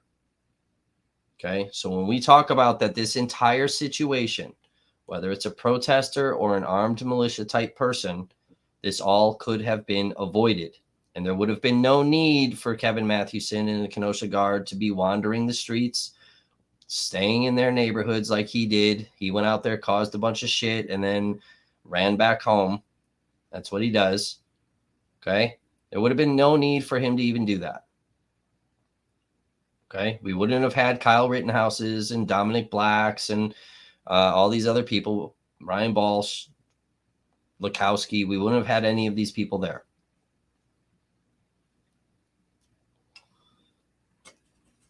Now, I'm going to say 90% of the militia type people that were in Kenosha that day, I have identified 90% of them. You guys will never know their information from me. Now, whether or not that comes out in trials or not, that's a different story. So let's talk about these things that I just mentioned, and we're going to talk about timelines. And I want you guys to pay attention to this, and we're going to touch upon the curfew. I'm going to go a bit more in detail about the curfew in the article I release. I see some of you are posting in the comments the curfew was unlawful. We're going to talk about that because we're going to tell you what really happened with the curfew and why it may have been unlawful or may not have been. August 23rd, 2020, Kenosha, Wisconsin would join the numerous cities across the country where civil unrest would take place and become an epicenter for national headlines.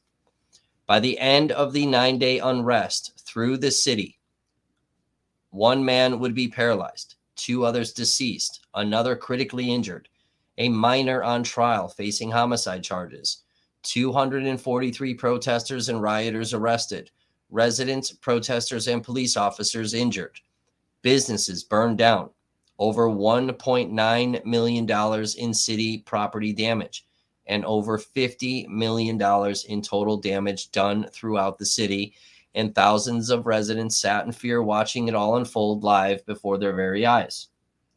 Now, if you guys are paying attention to the screen, the banner that is scrolling across the bottom, we put some numbers up there.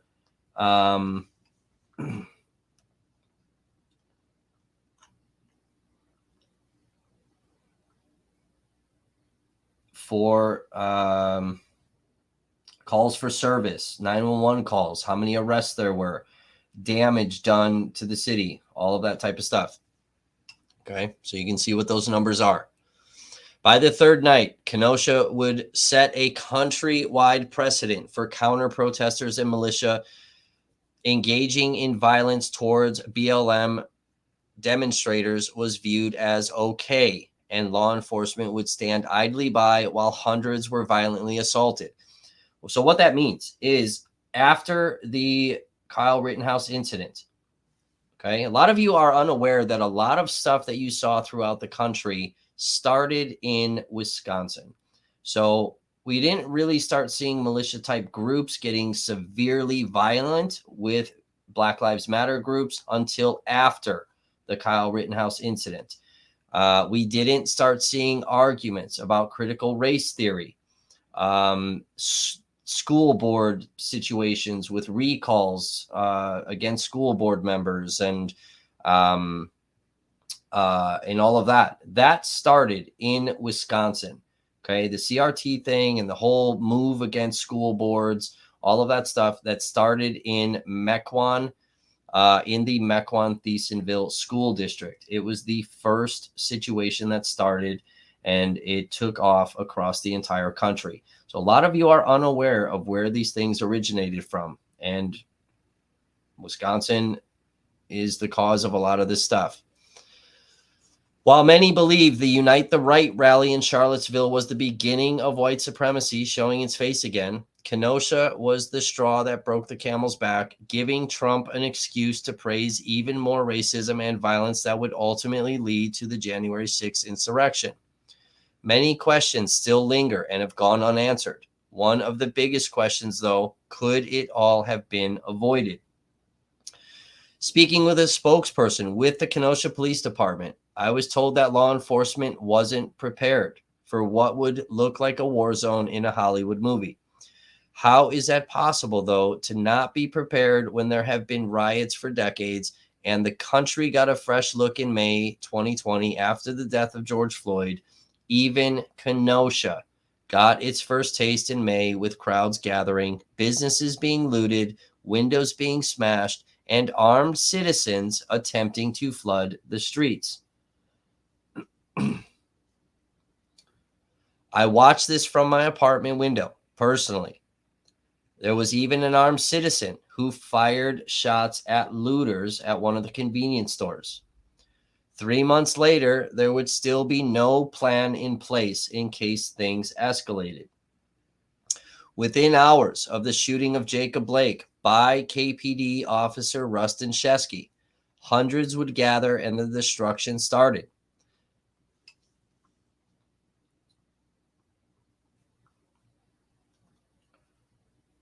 Let me pull up.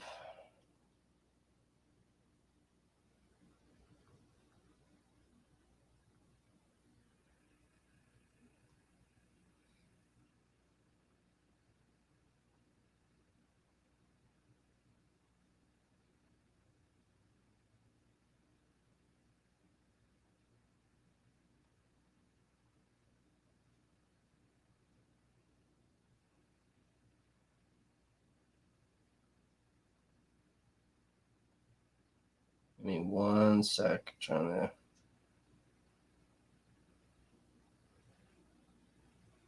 get this video set up for you. I'm just gonna play this in the background while I talk.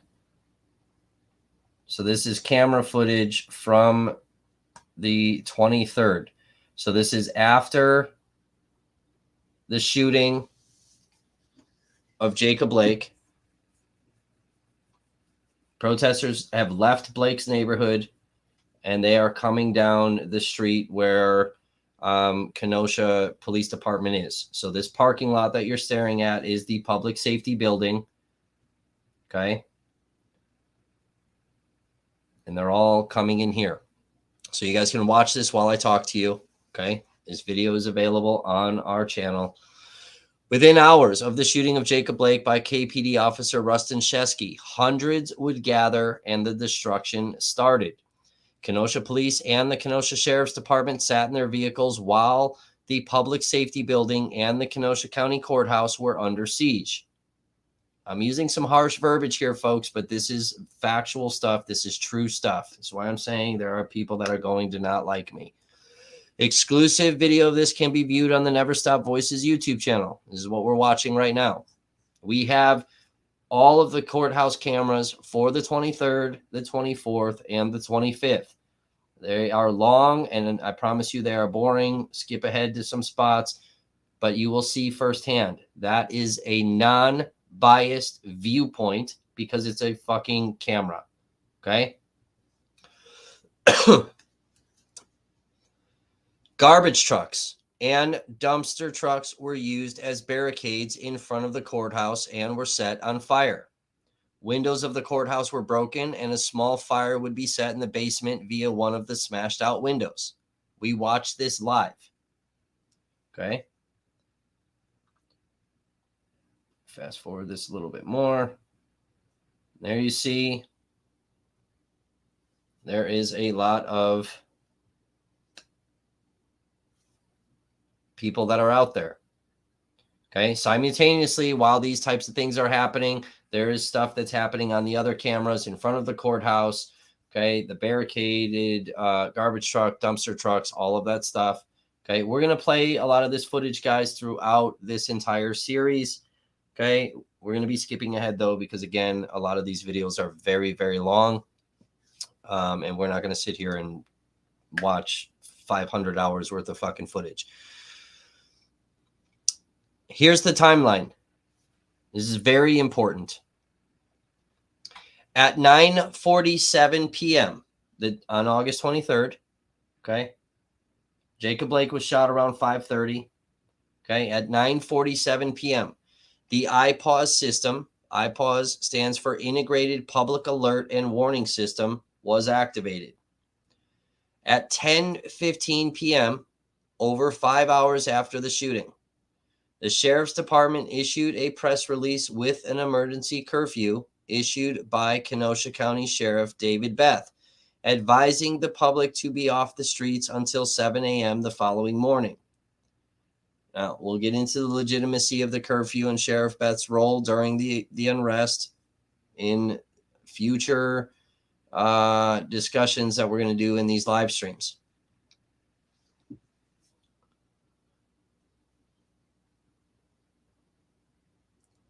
At 2:11 a.m., another IPAWS message was sent out advising businesses to close due to multiple armed robberies being reported.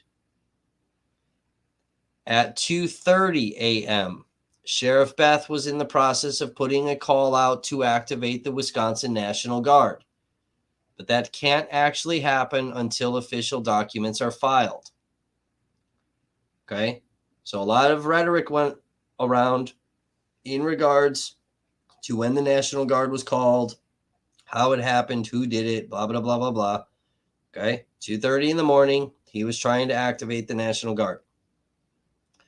At 2:48 a.m., Beth declared an official state of emergency.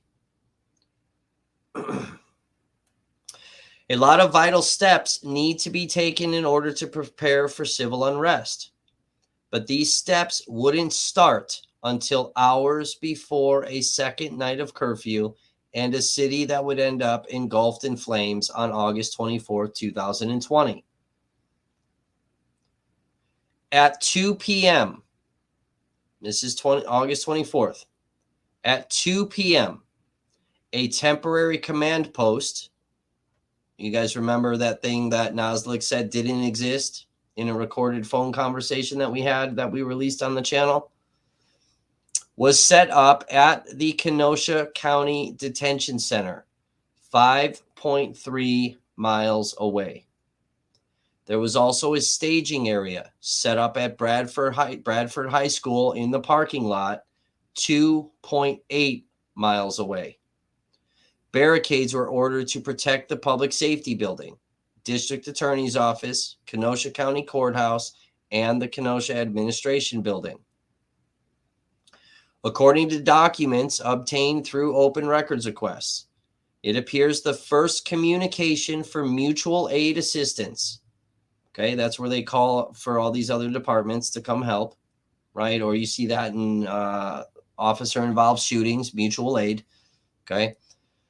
And the activation of 200 Wisconsin National Guard didn't go out until 3:05 p.m. on August 24th. So there were 200 National Guard that were activated on the 24th. Okay, mutual aid went across the entire state of Wisconsin.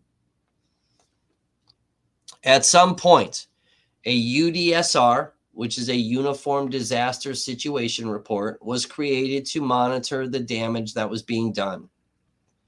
Now, tensions already began to flare. Law enforcement was aware, and yet there was still no solid plan.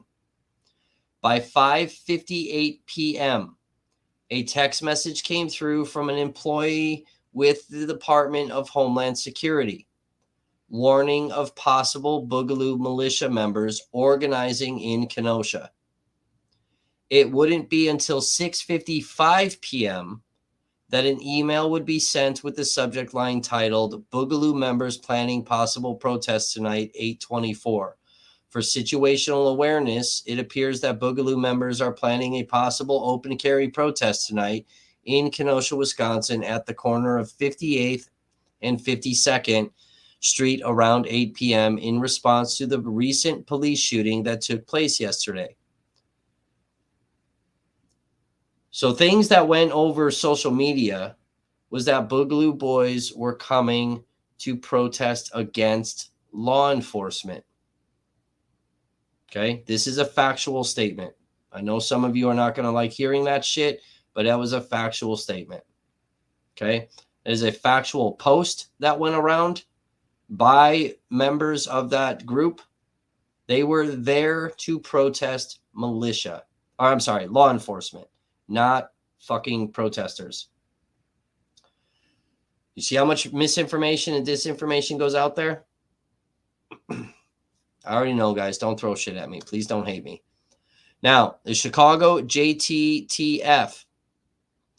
Not sure if you can forward to anyone out there, such as HIS or Milwaukee JTTF. These weren't the only posts flooding social media from far-right militia groups discussing the events happening in Kenosha. At 6:21 p.m., law enforcement was still trying to figure out how to handle a riot, with emails of crowd and riot control manuals being sent back and forth from various law enforcement departments across the country. Universe, I miss you. I miss you. Welcome. Welcome to the stream. I miss you.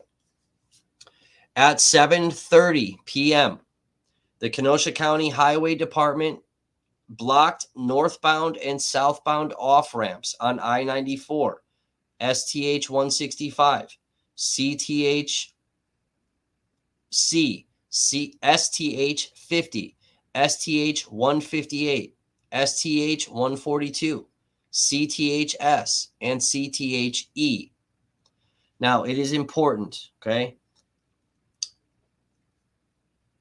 to look at a map for the city of Kenosha, the highways that were blocked, the streets that were blocked.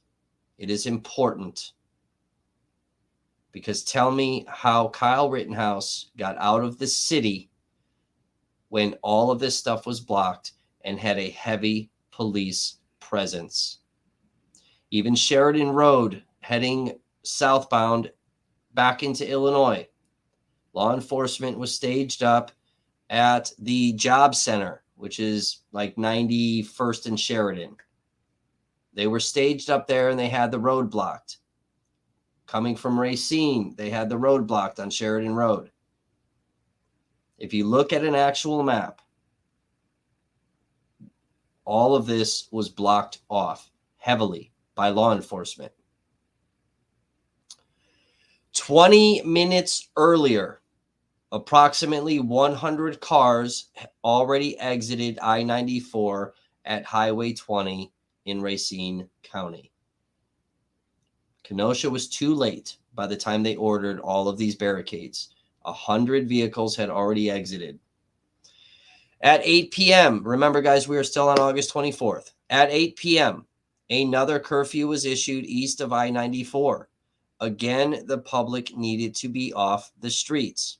So this is where I'm saying that some of this is going to be difficult when it comes to that lawsuit, because the lawsuit specifically says that it targeted protesters. That is not accurate, guys. While it did, yes, but it also targeted every single business owner in the city of Kenosha. And this is where I have always said that business owners should have filed a federal lawsuit as well, because they got fucked and they lost out on thousands upon thousands of dollars worth of revenue for their business.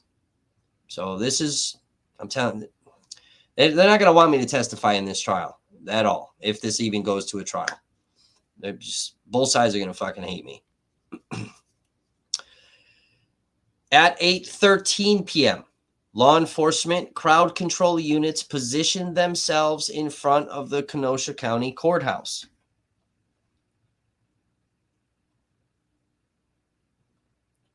Now I'm going to stop this. I'm going to play. I'm going to show you something else.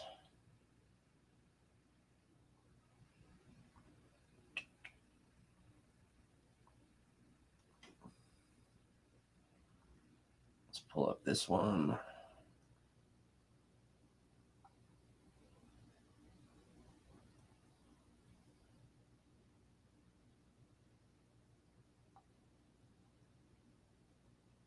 Playback speed.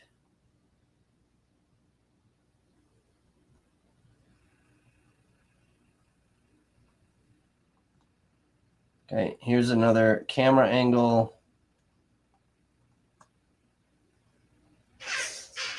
So I changed the speed of it so it goes by a little bit faster. So there's people walking around. Okay, now we're starting to come out to the front of the courthouse.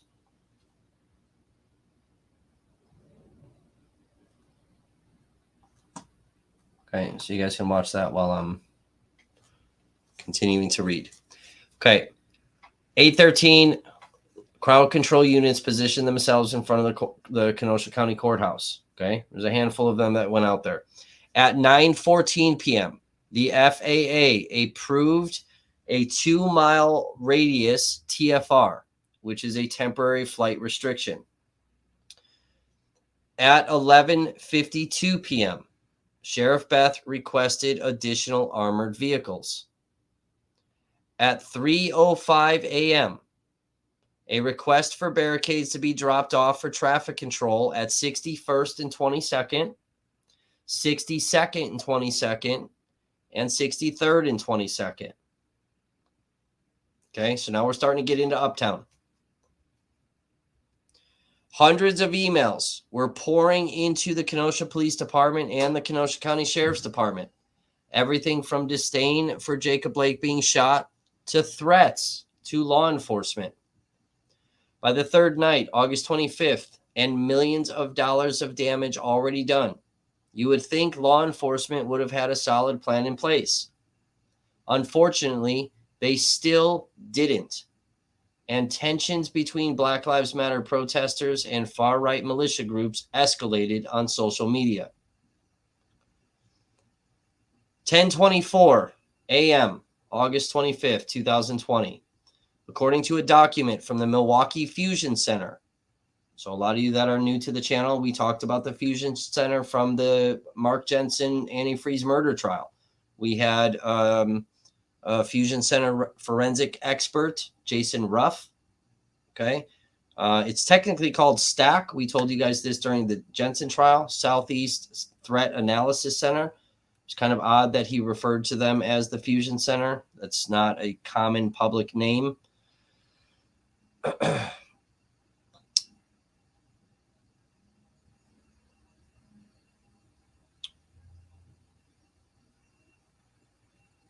Okay, law enforcement at 10:24 in the morning, August 25th, contacts the Fusion Center and made a request to have the Fusion Center monitor social media regarding anything protest or disturbance related to Kenosha County.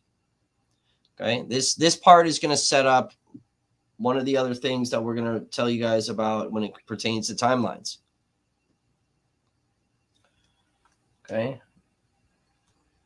Let me stop this real quick. I'm going to pop up another video for you guys because I want you guys to see another angle. Remember, guys, this is all on our channel.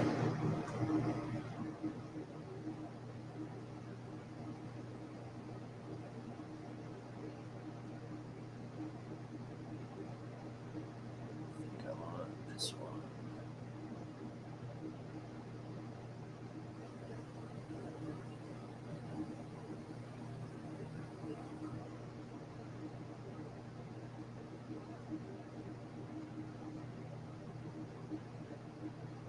Playback speed. So there's another camera angle. This is from the 24th again. Or this one's from the 23rd. I'm sorry. This one's from the 23rd. So you've got garbage trucks. Okay, you see city people that are moving the Garbage trucks in place as barricades.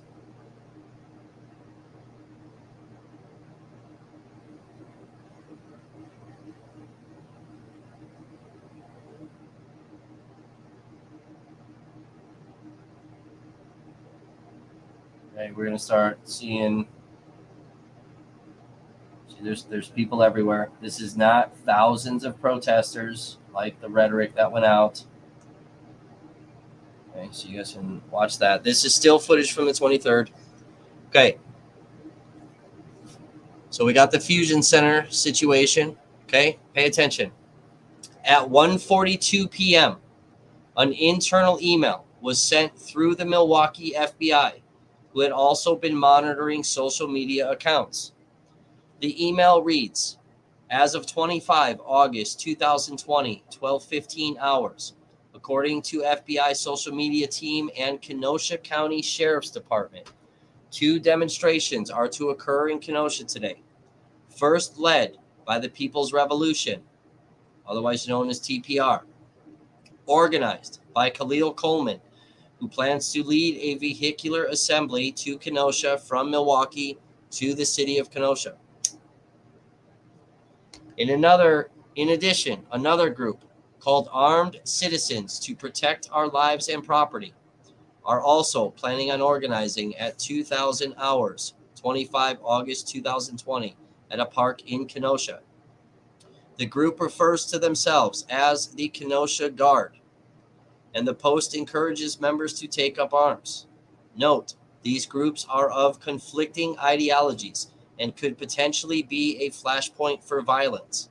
We have no intelligence at this time to indicate either group plans on inciting violence, but will continue to monitor. This is at 1:42 p.m. on August 25th. Rittenhouse shooting doesn't happen until 11:45.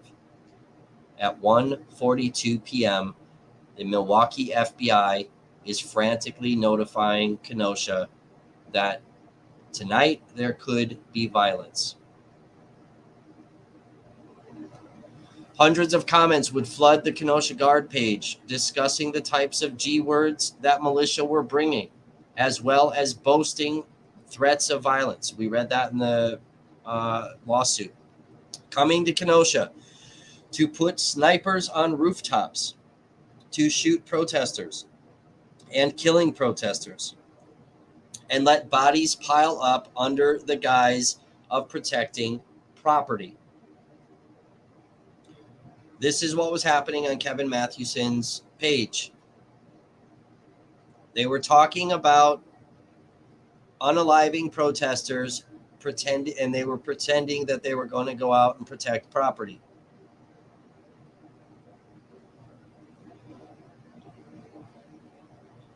Hours before the night would take a deadly turn, a post was made on the Kenosha Guard page that stated, any patriots willing to take up arms and defend, and it's a typo that he writes because he can't fucking type, defend out city tonight from the evil thugs. So obviously that he meant our city. Non-doubt, another typo, they are currently planning on the next part of the city to burn tonight. Of course, uneducated individuals from the far right rally would behind someone who can't even use proper. Oh, that's part of my article. Sorry, I'm making fun of Kevin Mathewson. Strike that last sentence, chat. Strike the last sentence. It's not time to make fun of Mathewson. That's for another day. Now, during this time that Kevin Mathewson is posting all of this stuff, okay, there's a lot of people in Kenosha that figured that Mathewson was behind this page and behind a lot of other things. Mathewson had publicly denied for a very long time being the kind of owner, the admin of this page, and also having anything to do with his fucking website that he writes his so-called journalistic articles. So, Kev, I'm sorry. I was making fun of you. Strike the comment. It's not time to make fun of you. We'll do that. We'll do that in person. Strike that comment, everybody. Here we go. Another post on the Kenosha Guard page which has become the most infamous post made, stated, Chief Miskinis, as you know, I am the commander of the Kenosha Guard, a local militia. We are mobilizing tonight and have had 3,000 RSVPs. We have volunteers that will be uptown, downtown, and at the entrances to other neighborhoods. Our effort has made national media. We're going to talk about that and how that happened. I ask that you do not have your officers tell us to go home under threat of arrest as you have done in the past. Now, what Mathewson is referencing there is during the protests and riotous behavior that happened after George Floyd. Remember, Kenosha saw its first taste of this stuff after George Floyd. We had some situations, and Kenosha did not need to call mutual aid, and they handled everything very quickly and very rapidly. We are willing to talk to KPD and open a discussion. It is evident that no matter how many officers, deputies, and other law enforcement officers that are here, you will still be outnumbered. Thank you. Kenosha Guard Commander Kevin Mathewson. Now, Mathewson has no idea what's happening in the background. At least that's what I personally think. They may have. They may have. I don't know. But he likes to put out a bunch of fear-mongering rhetoric. And he placed this statement, and I just read to you a timeline of things that were happening on the 23rd and the 24th. How many National Guard were activated? 200. Okay? Mutual aid assistance was sent out. There was law enforcement that was 2.8 miles away, 5.3 miles away. There were National Guard that were out there. Fear-mongering post on social media. At 5:42 p.m. Let me switch the video real quick here, guys, for you. Let's get to...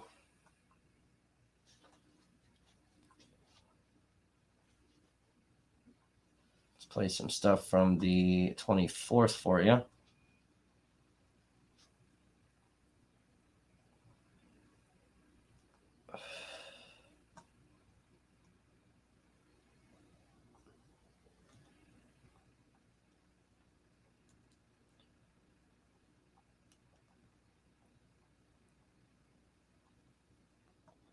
So this is from the night of the 24th, okay? Now, if you guys remember, 2020, I came out and said that the second garbage truck that was set on fire in Kenosha was done by a member of the Wisconsin National Guard prior to him being called to active duty. We know this for a fact. I was contacted by the ATF because we put this out. Members of the community saw that video, contacted Kenosha Police Department, who then contacted the ATF. This individual and his cohort that started this garbage truck on fire have never been arrested. That's why I have not released the identity of that individual. This is a factual statement. He was not called until for active duty until day 3, at which time, during his active duty, he was communicating with a protester, giving that protester information on National Guard movement and plans, as well as law enforcement movement and plans. I have always disagreed with that because it puts National Guard and law enforcement in danger. At the same time, said protester was feeding the National Guard member information, giving him information on the movement and whereabouts and plans of protesters. And then that information was being relayed back to law enforcement. There is a reason why these two do not have formal arrests. I cannot tell you why. One day, hopefully, I'll be able to reveal that. Maybe you could read between the lines.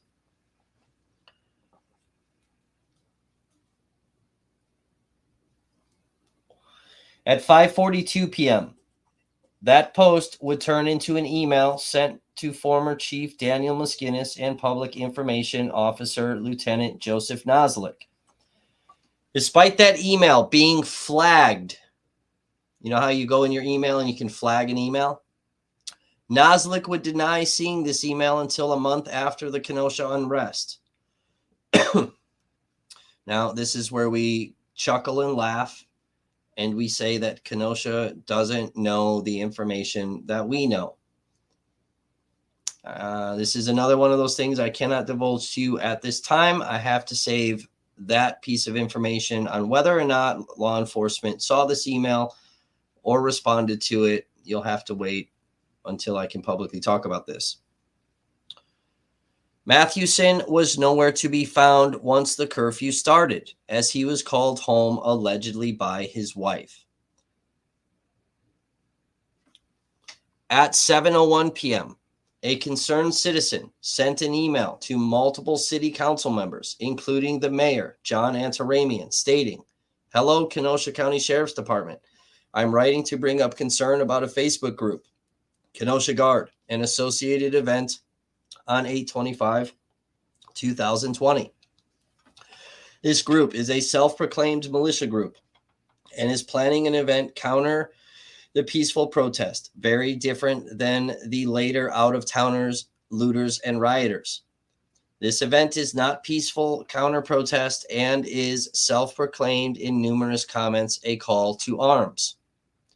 Now, we know that there was a Kenosha County sheriff tasked with monitoring this page, and despite the hundreds of violent comments being posted and the hundreds of people sending emails and reporting the posts on social media, information posted on the page would not be shared with the FBI until 7:30 p.m., again at 7:34 p.m., and again at 7:39 p.m.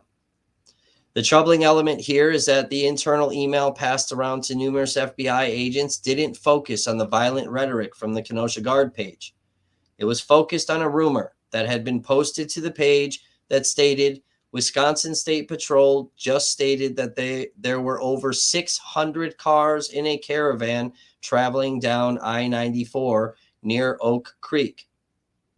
Many had plates from Minnesota. Meetup for them is apparently Bradford High School. This is what the focus was. A rumor that 600 cars were traveling down I-94. Back to our timeline, though. At 2 p.m., so I got to kind of go a little backwards here. At 2 p.m., NTOC, National Threat Operations Section, received a notification that was posted at 1:40 p.m. from a Reddit user that 75 individuals with G-words and pipe explosion things are en route from Green Bay to Kenosha. I want you to pay attention to this because this is factual. They are approximately 45 minutes from Kenosha. Per the post, they are arriving to cleanse the streets of rioters. Now, we have no further intel at this time, but NTOC is now issuing an exigency request to identify the original user of the Reddit post. Now, this email wouldn't get shared with the FBI until 3:52 p.m., almost 2 hours later, according to the internal documents. At 9:30 p.m., this threat was found to be discredited despite bomb squad units actually finding pipe explosion things in various parts of the city that have not yet been publicly talked about, and NSM, that's me, has not released these documents.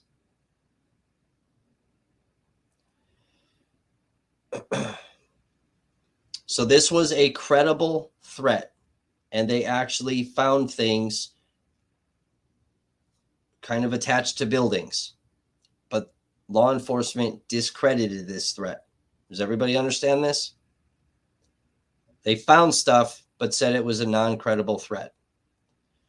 Now, this wasn't the only threat monitoring that the Milwaukee Fusion Center, or STAC, Southeastern Wisconsin Threat Analysis Center, was monitoring. At 9:30 p.m., according to an internal document from the Fusion Center, other threats that were being monitored were from a report at 3:30 p.m. of 200 cars were en route in Kenosha from Minnesota. They could not verify if it were true. Another threat was for 70 cars with Illinois license plates in a parking lot of a Kenosha grocery store with blacked out license plates. KPD could not corroborate this threat either. Despite them going to the parking lot, they couldn't corroborate that threat. They saw that it was not credible. At 6:36 p.m., 75 people in roughly 50 cars left Milwaukee armed with heavy jackets, goggles, umbrellas, face shields, and coolers were headed to Kenosha. It is interesting that so much intel was spent on protesters traveling to Kenosha despite the hundreds of violent threats of physical assault, arson, destruction, and death being posted all over social media from far-right extremists. These individuals would be considered very friendly later in the night. One of the most worrisome pieces of information digging through thousands of open records requests is the fact that there was no actual command center set up yet. The city saw 2 nights of chaos and destruction, and law enforcement was hanging out in parking lots, playing with their radios to coordinate the events happening throughout the city. It wasn't until 4:14 p.m. on August 25th when it was first discussed to start considering moving into an actual facility for staging, logistics, support from WEM, staging check-in and check-out, CP management, food planning, forward event planning, ops period planning, briefing times planning, and more. An internal document states, "We are also realizing that we cannot sustain this size of an operation from the SMC. We need to look for a building where we could set up command that is far enough away, but not too far for staging resources. Nothing is coming to mind." This is 4:14 p.m. on August 25th. KCDC, which is the Kenosha County Detention Center, probably isn't big enough, and it would interfere with Kenosha County Detention Center operations. Mind you, they already have a staging operation in the parking lot there, 5.3 miles away. The county center is probably too far away to have decent response. Maybe workforce development knows a business that is empty or something. For the next 3 hours, law enforcement would send emails back and forth discussing possible solutions to their command post problem. Even store owners like Jockey offered their facility to law enforcement, which was seen via text messages from the owner and other high-level executives. I've also said on this platform that Corey Elijah was sponsored by Jockey. Jockey was in favor of law enforcement. We also know that Mr. Elijah is not necessarily pro-movement. How convenient that a business that didn't like the protests and favored law enforcement financially sponsored a black live streamer. When you guys ask me about him and I tell you to stop talking about him, this is why. It wouldn't be until 7 p.m. when taking their temporary command center from the parking lot to the inside of Bradford High School would be recommended, and even then, it was still a question.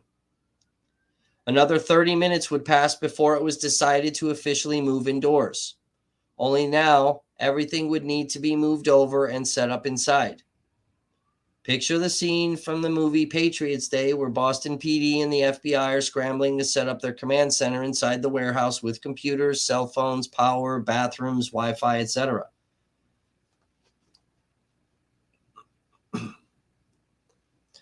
The city is already under siege from protesters and rioters. Militia is arriving. Threats of all levels, flooding social media and being shared with federal law enforcement and our local law enforcement, still hasn't even set up an official command post. Who knows how many hours it took for this to finally come together.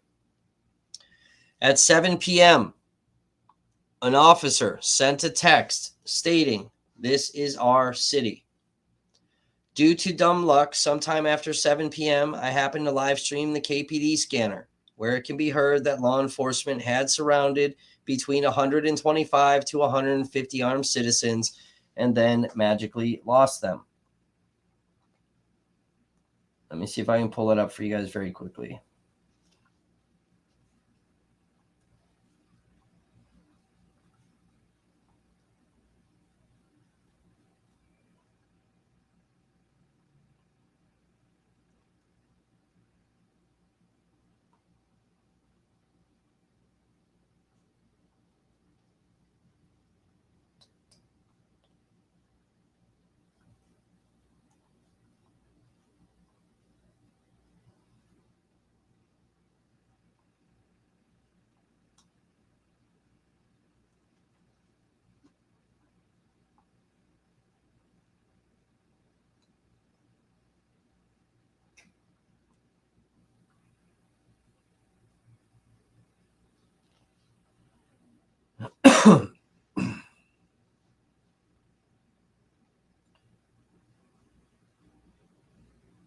I want to say this is in the audio files.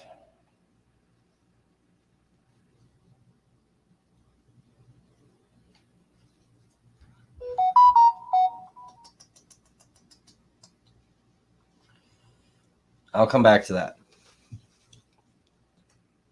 I'll play that for you guys because I want you to hear it. Just I need a minute to find that. At 7:25 p.m., from an internal message sent, 40 vehicles assembled at Petretti Park, 3.2 miles away. Officer reports they are part of Citizens Brigade to protect businesses. This is a militia group. Kenosha Police Department verified that there were at least 40 vehicles that were assembled and dozens and dozens and dozens of militia-type members. Law enforcement knew this. Not long after, a text from a Kenosha Joint Services employee writes, "Yo, I ain't playing today. I'm going to start telling people what's up, taking our shit back." Another officer cheers him on. At 8 p.m., the iPause system sent out the curfew text. At 8:45 p.m., hundreds gathered in Civic Park. Nobody was supposed to be in the streets, and that included armed citizens and militia that were gathering throughout the city. It is widely known that militia got a pass that night, and it is heavily documented through body cam videos that NSM released on the YouTube channel, radio transmission, and through text communication that NSM received via open records requests from dozens of departments.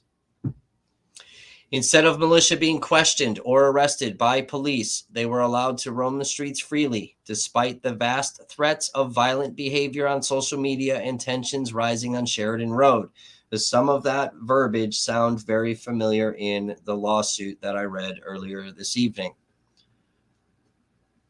At 9:40 p.m., an officer texted, "Group with long G words and body armor, no problems." Again, via body cam videos and updates sent via text messages by officers showed that during the curfew, these groups were not arrested or told to disperse. Law enforcement via body cams can be heard having friendly conversations with various militia members. Even the United States Marshal Service sent communications to one another about pickup trucks full of armed people roving the neighborhood. United States Marshal Service indicated they did not intend to arrest those individuals because Wisconsin is an open carry state.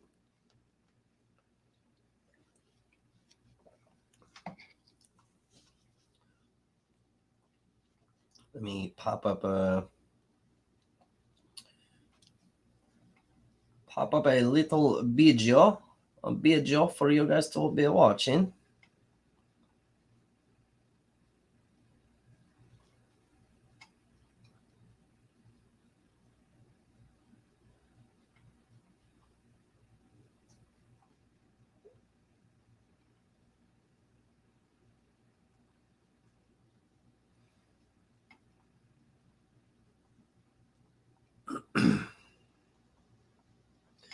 is the night of the 25th.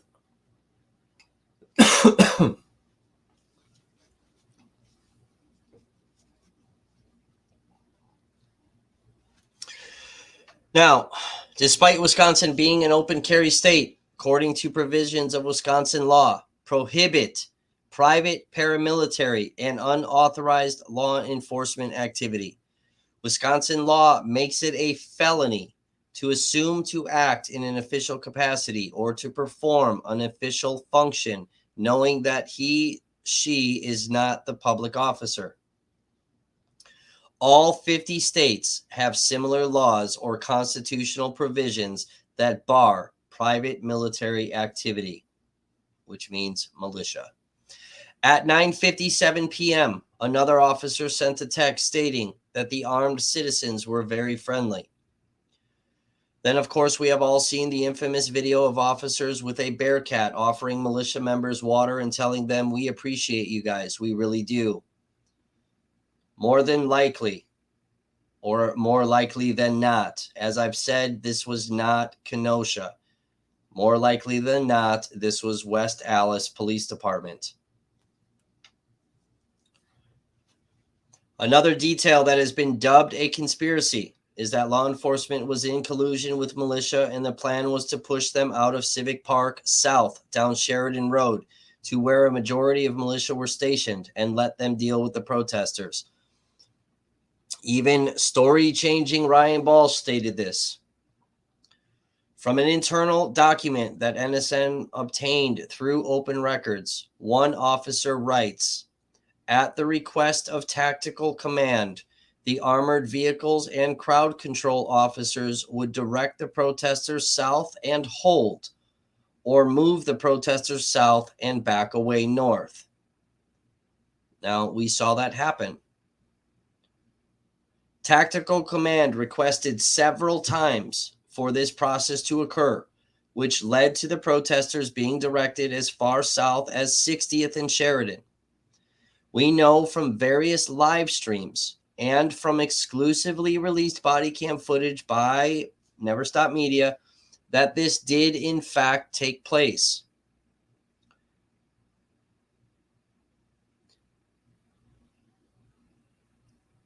So this may not be a conspiracy after all. And we know for a fact it's not. Considering it happened just like Tactical Command ordered and how Ryan Balch described it to happen prior to it actually happening. But was there really a need to push protesters out of Civic Park? If you watch the various live streams, along with the creepy right-wing individuals who recorded walking or driving past law enforcement who had the park surrounded, protesters weren't going anywhere. Moments prior to protesters being pushed south down Sheridan Road, law enforcement can be heard via their body cams stating to target the media. And then CS canisters and mace balls were fired directly at media, causing them to disperse and not capture the initial firing on protesters, causing them to flee south down Sheridan Road toward the waiting militia. But body cam footage that NSM obtained did capture all of this. Tensions grew even higher once the two groups met. Arguments broke out. G words were pointed at each other. Lasers pointed, bricks being thrown, threats and gas bombs being thrown at each other, all while law enforcement sat back and watched. Again, despite violent threats that were being monitored throughout the course of the day and live streams being monitored by every agency. At 11:26 p.m., a text message came through. Caller reports armed counter-protesters slashed tires, which can also be heard via body cam video coming across the police scanner. And then, of course, other law enforcement bragged about it, as we displayed in another thing that we'll get into. For a long time, that was just a conspiracy theory by protesters. We found out that Waukesha Sheriff's Department, again, here we are with Waukesha, Darrell Brooks, Waukesha knew about it. A division supervisor laughed about it. And then we find out that Kenosha police also knew that this was happening. Despite law enforcement taking notice of heightened aggression from militia, they still considered them to be friendly. 20 minutes later, tragedy would occur and people's lives would be forever changed. Later, a Kenosha Joint Services employee would send a text. Caller saying the guys at the gas station defending the gas station are included in the shooting. Unfortunately, the realization that armed militia were dangerous and not friendly came too late. By the time it all ended, there were 1,500 Wisconsin National Guard. There were over 51 law enforcement agencies, with upward to a dozen men and women from each agency, plus the over 500 Kenosha police and Kenosha sheriffs. So roughly 2,000 law enforcement personnel and 1,500 Wisconsin National Guard. That's 3,500 military and police. There were not that many protesters or rioters. Rhetoric and misinformation and intentional disinformation that went out and still to this day goes out.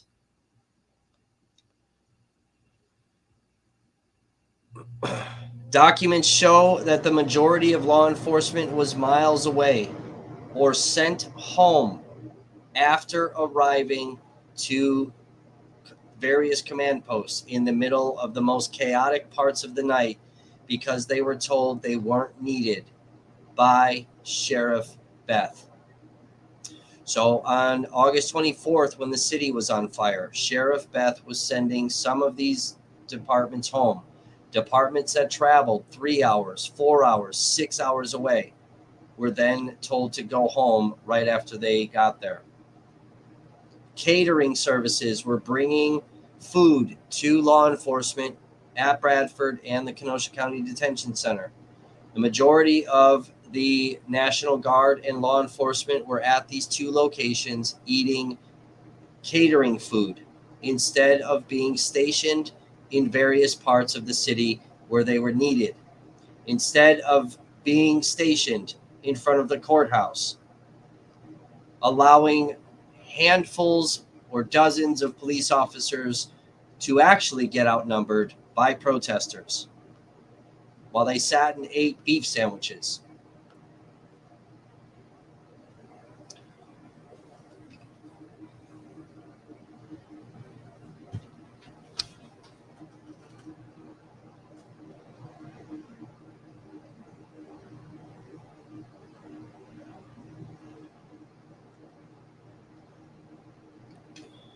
All right, I'm going to give you guys a second to marinate on that. We're going to do something else here in a minute. Give me 1 second.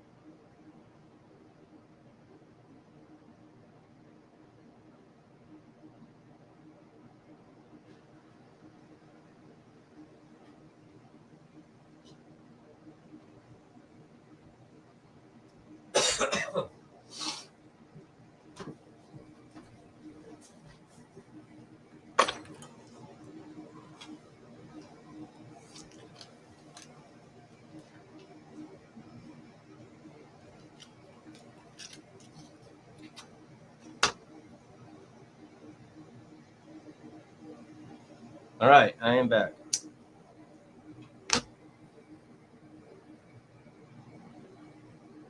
So, guys, we're gonna do some little promotional stuff. Please be sure to like the streams, like and follow the pages, all of that fun jazz. Memberships on YouTube, okay, 99 cents per month. You get access to all of these videos, these Kenosha riot videos, 99 cents. We're going to play a bunch of stuff. We're not going to play everything in its entirety. We're going to play all the stuff that you guys need to see to give you the facts, okay? But if you want to see every single video that we have, you can sign up starting at 99 cents. I think there's $2.99 and $5.99. It gives you access to some other things. We have the full live stream of Gage Grosskreutz from August 25th. We have not released it. Very few people have seen it. There's a lot of rhetoric going around about that as well. That is on our membership. That one is under the $5.99 category. We're not just going to be releasing that shit out everywhere. So let's talk about this ignored threats for 13 hours. Okay. Tonight is about dispelling misinformation and disinformation that has gone around. Okay. Now, remember, guys, this is not the only night we are doing this. We're going to continue to go live at 7 p.m. because we have a lot to show you. We have a lot to talk about.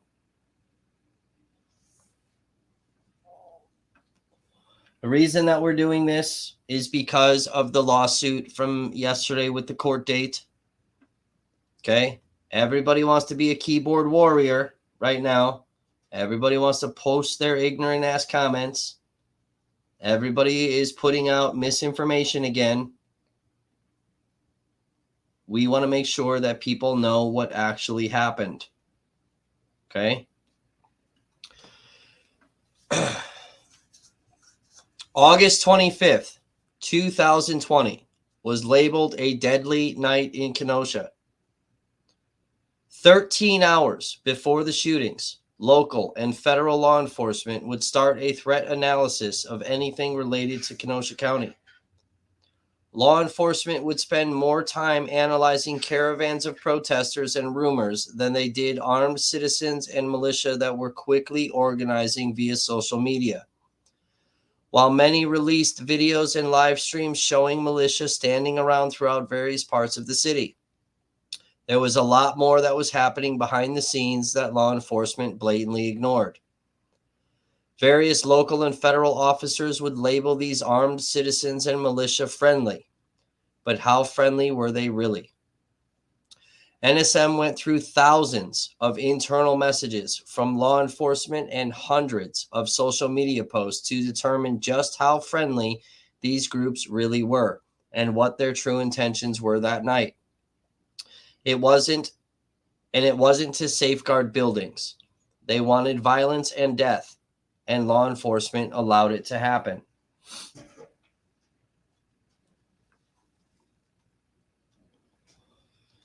At 10:24 a.m. on August 25th, 2020, police officer Chris Heiderman of the Milwaukee Fusion Center sent an email detailing his conversation with a Kenosha County sheriff. The email states, I took a phone call today from Detective Christopher Schwartz from the Kenosha County Sheriff's Department. Obviously, we know the situation that is occurring in the city of Kenosha with the officer-involved shooting and the civil disturbance the last 2 nights. Their department is making a request for assistance from us to monitor social media regarding anything protest disturbance related in Kenosha County. They are aware there are large numbers of people coming to Kenosha specifically to participate in civil disturbance. Detective Schwartz and 2 other detectives can be notified of any upcoming planned protests, etc., located on social media. Please contact Detective Schwartz with any further questions or concerns. Thank you.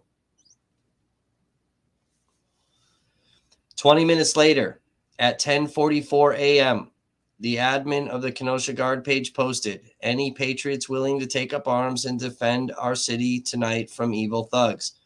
None doubt they are planning on the next part of the city to burn tonight." The page also posted an event titled "Armed Citizens to Protect Our Lives and Property." The event was eventually picked up by the conspiracy outlet InfoWars, ran by Alex Jones. The InfoWars post received more attention than the page's Facebook interactions, reaching an audience of over 103,000. Now, we do have links on the YouTube channel for these articles that are coming up, and you can see these images, okay? We screen grabbed this shit a long, long time ago.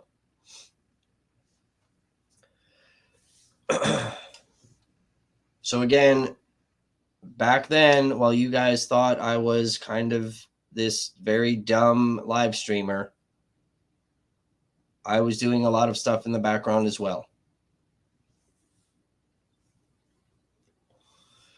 The page encouraged others to take up arms in Kenosha. At 11:11 a.m., a group called Stand Up Kenosha, Tonight We Come Together, was created by a user named Ness C. Tino.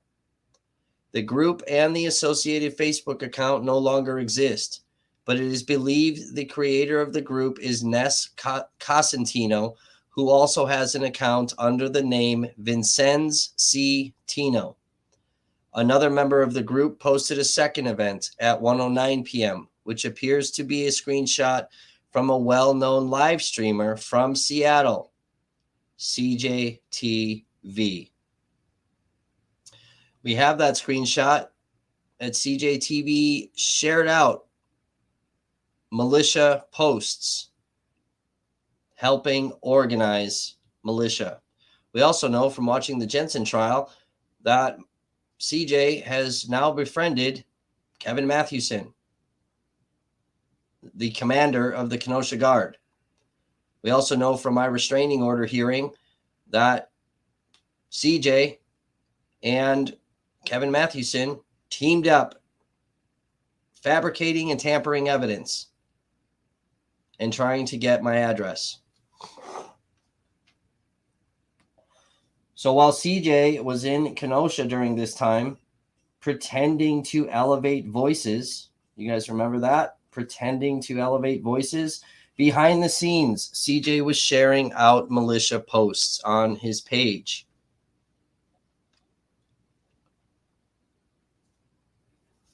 He helped put a lot of people's lives in danger, including his former best friend, Andrew Mercado.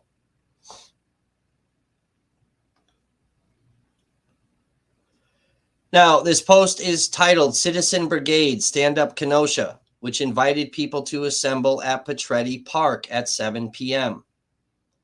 Later, at 7:25 p.m., an officer would send an internal message, 40 vehicles assembled at Petretti Park. They are part of Citizens Brigade to protect businesses. Remember, we talked about that just a little bit earlier. 6 minutes later, on Reddit, a user posted, "When do we start defending our city?" At 1:24 p.m., a Reddit user by the name Constant Bass 1488 posted, "Attention, all non-whites and degenerates of Kenosha. You have until sundown," very convenient that they use the word sundown, "to pack up your belongings and leave the area. After that, anything that happens to you or your children will be your fault." Bassmaster Fisher Dude replied, "Time to purge. Purge." Bassmaster Fisher Dude would also go on to post at 1:40 p.m., "I am on the way with 75 people from Green Bay. We have lots of G words and lots of pipe explosion things. Remember, we talked about that earlier. Going to cleanse the streets of rioters. At 2 p.m., NTOC, National Threat Operations Section, received a notification regarding this post. The notification would go on to state, we have no further intel at this time, but NTOC is now issuing an exigency request to identify the original user of the Reddit post to identify user info.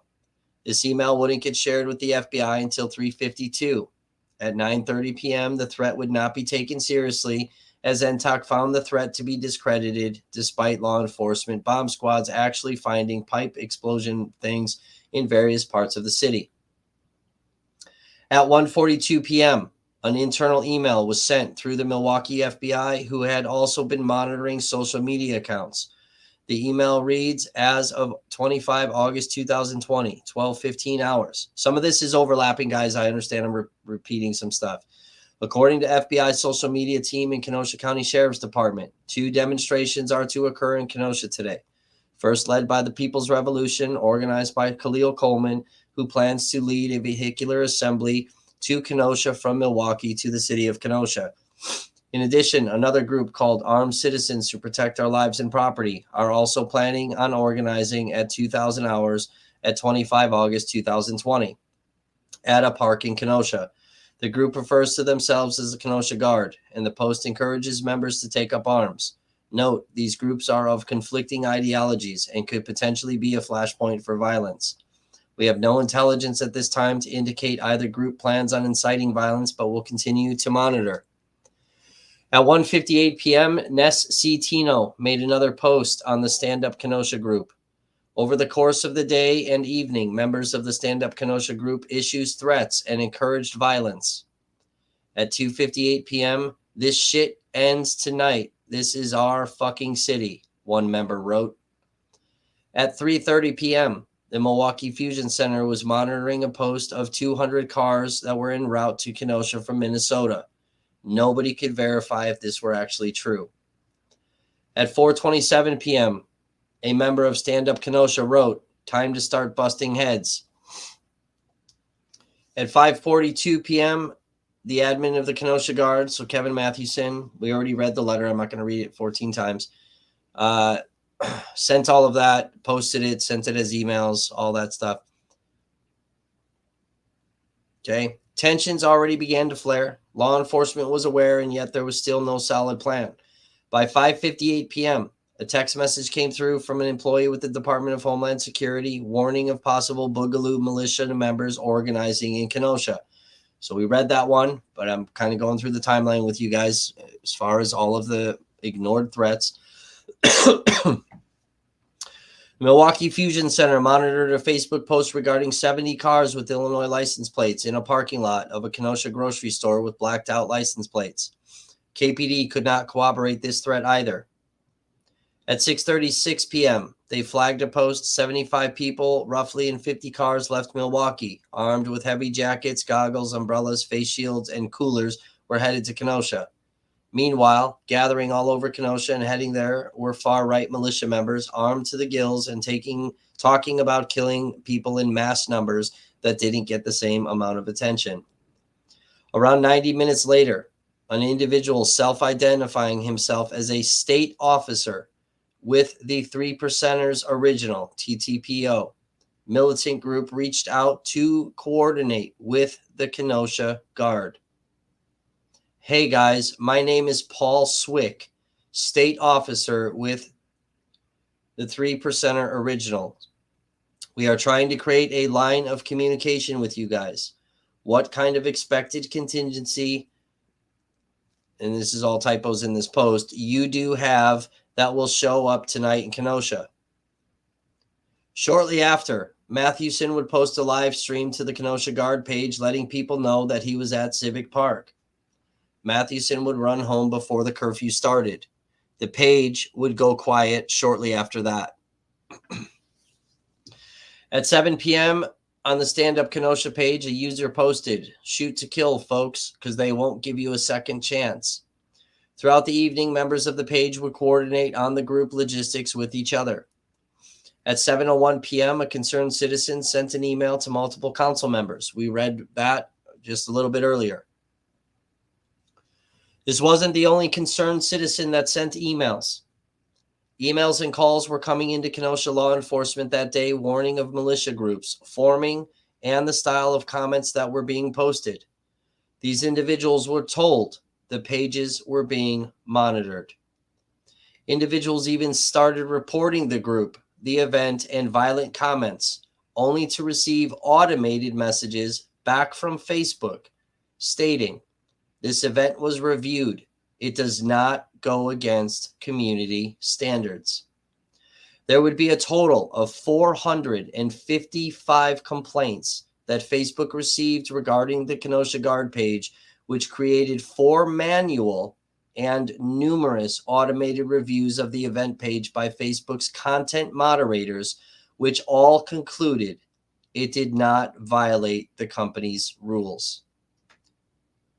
Interestingly enough, just days before, on August 19th, 2020, an update was launched to the company's dangerous individuals and organizations policy, explicitly forbids U.S.-based militia organizations that have celebrated violent acts, shown that they have weapons and suggest they will use them, or have individual followers with patterns of violent behavior. 4 days prior, they uploaded this content moderating, and it failed. Mark Zuckerberg would go on to say that Facebook deleted the event, only this isn't true. According to internal documents, the event created on the Kenosha Guard page was deleted by an admin of the page on August 26th, Kevin Mathewson. Facebook would remove the page itself later that day. Sometime after 7 p.m., again, and I'll play this for you guys, I got to find it. I happened to live stream the KPD scanner, where it can be heard that law enforcement had surrounded between 125 and 150 armed citizens and then magically lost them. We know that there were at least 2 Kenosha County sheriffs tasked with monitoring the Kenosha Guard page, as well as the Milwaukee Fusion Center. Despite hundreds of violent comments being posted to the page throughout the day, this information would not get shared with the FBI until 7:30 p.m. and then shared internally with other FBI agents at 7:34 and 7:39. The Milwaukee Fusion Center, or STAC, was more focused chasing down rumors being posted to the pages of protesters in large car caravans rather than any other posts highlighting violent acts or killing protesters. At 8 p.m., the IPAWS system sent out the curfew text. Armed citizens and militia members would still be in downtown area as well as throughout areas of the city. At 9:40 p.m., an officer texted, "Group with long guns and body armor, no problem." Law enforcement, via exclusive body cam video, can be heard having friendly conversations with militia throughout the night. So we read this. I'm going to play these videos throughout this series. During the Kyle Rittenhouse trial, it was discussed that militia members gave rioters a choice: stop climbing on cars or you're going to be detained and handed over to police. This wasn't the first time I heard this. Days after the shooting, an anonymous source within the Kenosha Guard informed me that militia members pretending to be law enforcement were conducting snatch and grabs on protesters who were walking alone or in small groups and holding them on the ground until actual law enforcement arrived. So, warning to Mr. Mathewson, you have idiot fuck people that are also talking to me and law enforcement and attorneys. I'm the wrong one, Chief. I'm the wrong one. Some of this, guys, I cannot talk about in further detail, but I promise you it will come out. By 9:57 p.m., law enforcement was still referring to militia as very friendly. Prior to the infamous encounter with Joseph Rosenbaum, there was a fight that broke out between militia and protesters at the Ultimate gas station. Individuals with Dominic Black on top of the roof of the 59th Street car source were pointing green lasers at protesters walking by. They even admitted to pointing their guns at people. Again, despite all of these things happening over the course of 13 hours, law enforcement would treat these armed citizens and militia members as allies, offering them water as they passed by. Just before West Allis PD pushed protesters south down Sheridan Road, Ryan Balsh was talking to a police officer near the used car lot he and Rittenhouse were guarding. As Balsh recalled it, and Smith, his militia partner, confirmed, the officer told them, "Okay, we're going to start pushing them down here soon, and it will be up to you guys." Balsh responded to her, "So you're going to piss these people off and then push them at us and then leave." The two men say that the female officer pulled away in a Kenosha police squad car, an accusation that KPD will deny. It's interesting that Ryan Balsh said that law enforcement said this to him. Smith confirmed it. This is all done on live streams prior to this even happening. And then we hear on audio to push them down there. And everything that Balsh describes ends up happening. We have it in police reports. We have it on the audio scanner. They were told by command.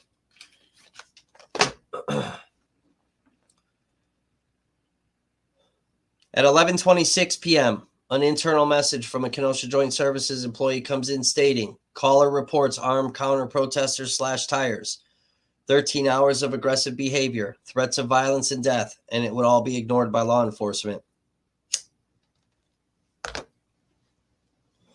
At around 11:45 p.m., Kyle Rittenhouse would end up shooting and killing two individuals and critically wounding a third.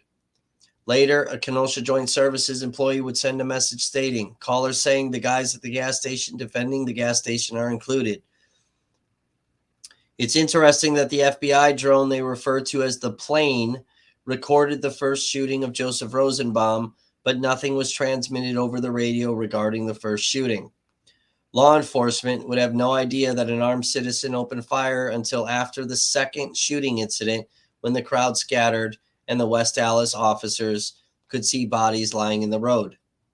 We're going to play a lot of these videos of the body cam. You guys are going to see a lot of it because I know most of you have never watched my channel. After the shooting of Joseph Rosenbaum, more G shots can be heard behind 63rd Street car source location.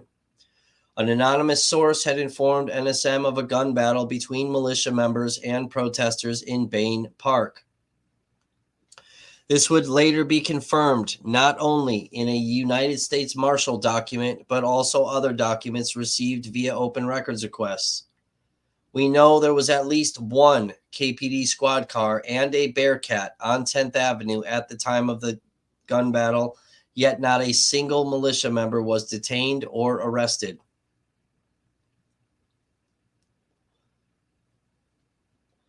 Instead of militia being questioned or arrested by police at any point in the night, they were allowed to roam the streets freely, despite vast threats of violent behavior on social media and tensions rising on Sheridan Road. Even after the shootings, militia was seen driving in caravans, and one group even exited their vehicles, searching nearby areas with flashlights pointed at the ground, searching for something. This can be heard via the KPD scanner. A source confirmed militia members were searching the ground for bullet casings they fired.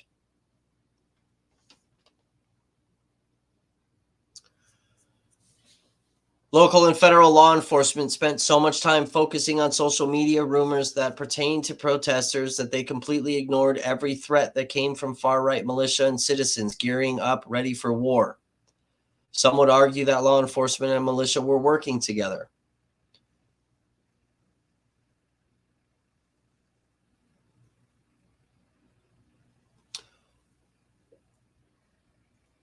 Now,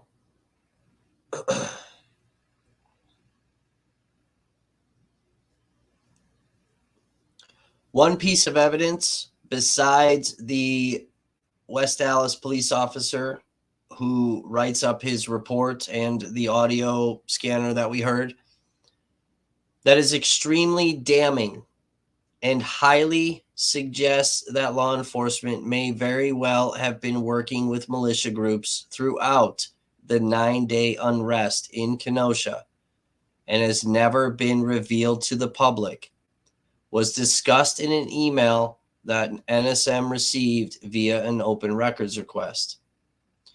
The email dated August 31st, 2020, came from a local journalist from the Kenosha News sent to Sheriff Beth.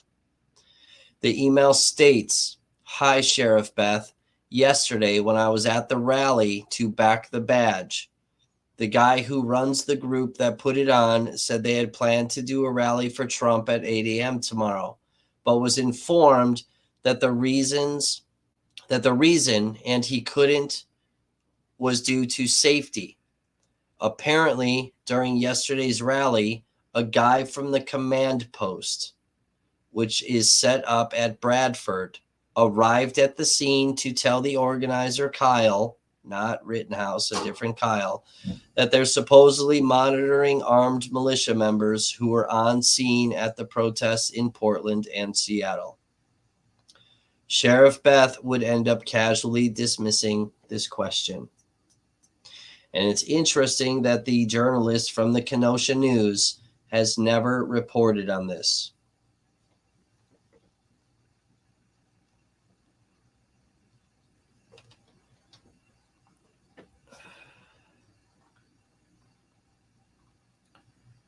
Now, I'm going to pull up some images for you guys, and then we are going to end tonight's portion.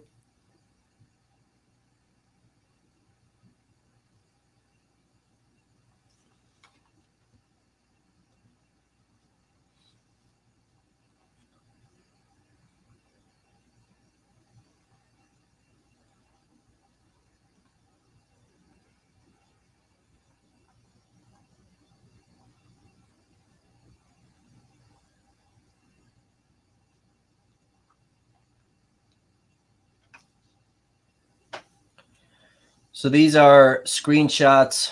Some of this might be hard to view on the phone. I realize that, everybody. That's why I keep telling you guys to watch this stuff on your computer.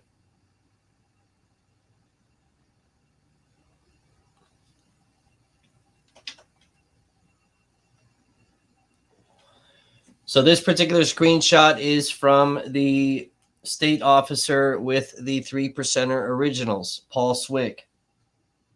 This is from the Kenosha Guard page.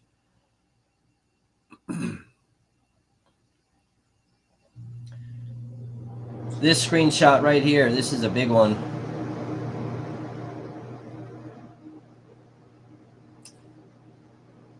So up in the top left corner is CJ Halliburton, who is the live streamer and owner of CJ TV. Shared this on his Facebook page. This is the Citizen Brigade Stand Up Kenosha screenshot.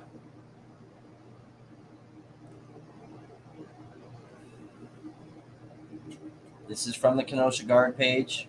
Any patriots willing to take up arms?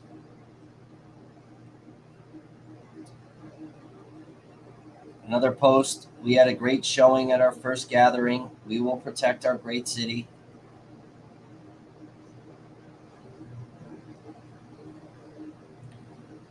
This is the post to Chief Miskinnis on the Kenosha Guard page.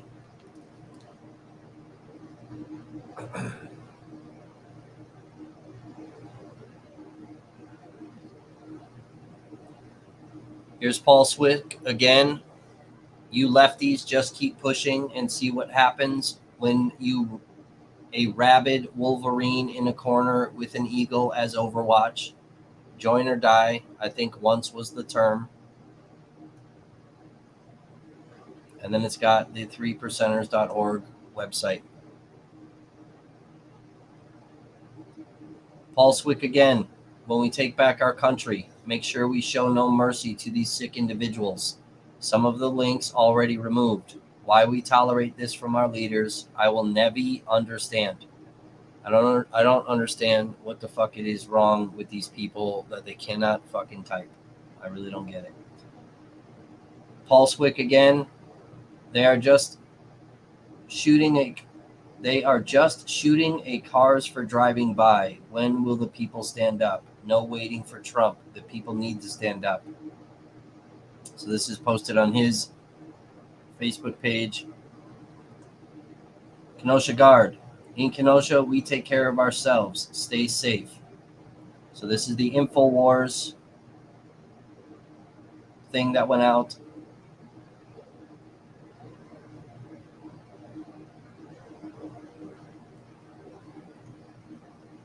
Dan Wada, armed citizens to protect our lives and property. When the shooting starts, make sure that somebody is sending a live feed of the motherfuckers going down. The whole nation needs to see what these asswipe liberals have caused with all their candy-assed political correctness.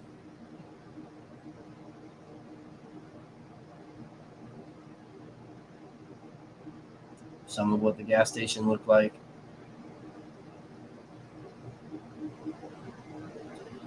This is a screenshot from the InfoWars showing 103 total followers. Kevin, let me pull that back up. Kevin Mathewson, source followers. Kevin Mathewson is on there. Kevin Mathewson again, August 25th, 2020. 57 different interactions, 10 interactions.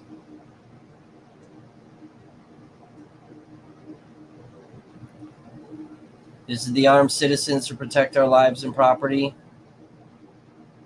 It's the Kenosha Guard. Screenshots from their page. There are some things I'm not going to show you guys because I can't right now. Here's the Nessie Tino posts. Enough is enough. You want change? Be the change. Kenosha has become a target for out-of-towners to come and destroy our livelihoods, and it's time to change that. Posts again. Enough is enough. We need to protect our children, buildings, and neighbors. We can't sit back and watch our home burn down. It's time we stand the fuck up for our city.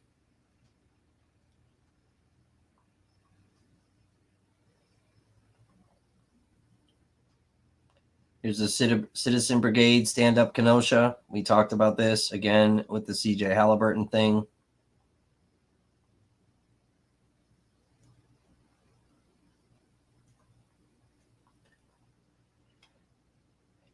Here's screenshots from the Reddit posts. Bassmaster Fisher Dude, Northern Glare, PBs from Green Bay, stay the F out, don't want militia cosplayers, let actual Kenosha citizens organize and look out for each other. That was done by Northern Glare. Bassmaster Fisher Dude posts again, can't wait to cleanse Kenosha of the rioters.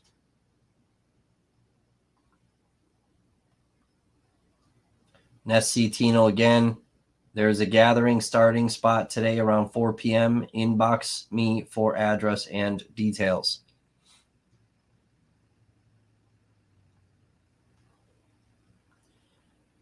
There's a picture of Mathewson and his fellow Kenosha Guard people. This is in the neighborhood that he lives in.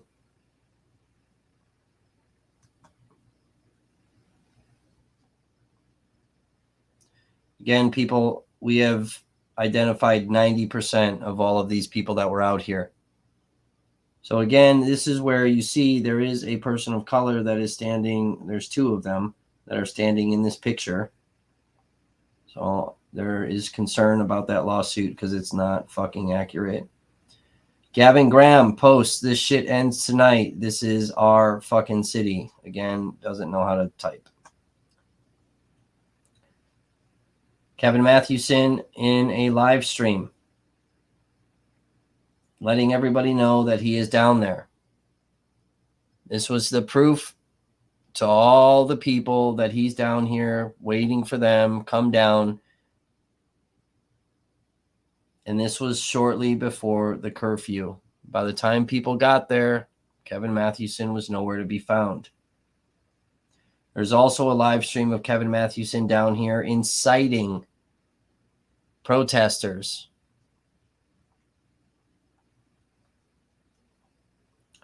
Jeffrey Salick, shoot to kill folks because they won't give you a second chance.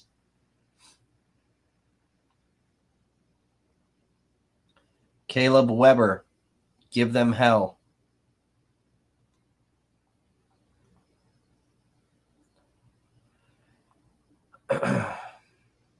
More posts. Kenosha Guard page. Counter protest? Nah, I fully plan to kill looters and rioters tonight. I have my suppressor on my AR. These fools won't even know what hit them. Anyone committing arson should be shot on sight. It's about time. Now it's time to switch to real bullets and put a stop to these impetuous children rioting. Use hollow points. They expand on contact. They need real bullets, and these people will think twice before doing this. Aaron Knox with a nice Confederate flag as his fucking profile. Any long G words still have eyes on the crowd, and I'm watching by Casa Capri. I told you, fools. We know who you are and where the fuck you are at. Okay, a lot more posts on the Kenosha Guard page.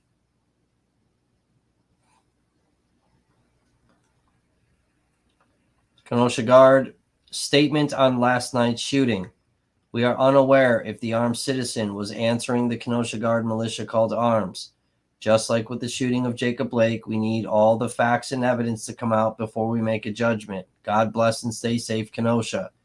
Very interesting that this post is here, okay? And yet Kevin Mathewson, who is confirmed is the commander of the Kenosha Guard and his fake journalism website, posts, we need all the facts and evidence to come out before we make a judgment. Yet he's running around spreading rhetoric throughout the entire city and more posts.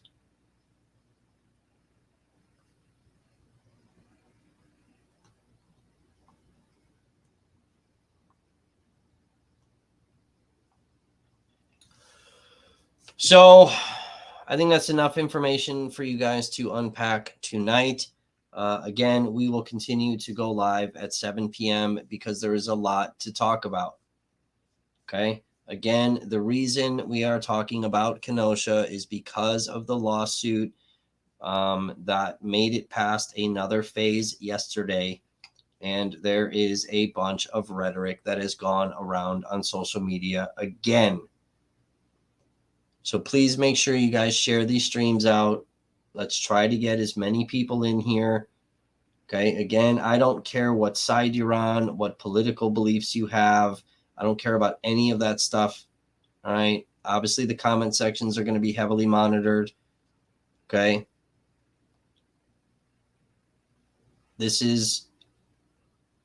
We're doing this so that we know the facts. We know what actually happened. Okay.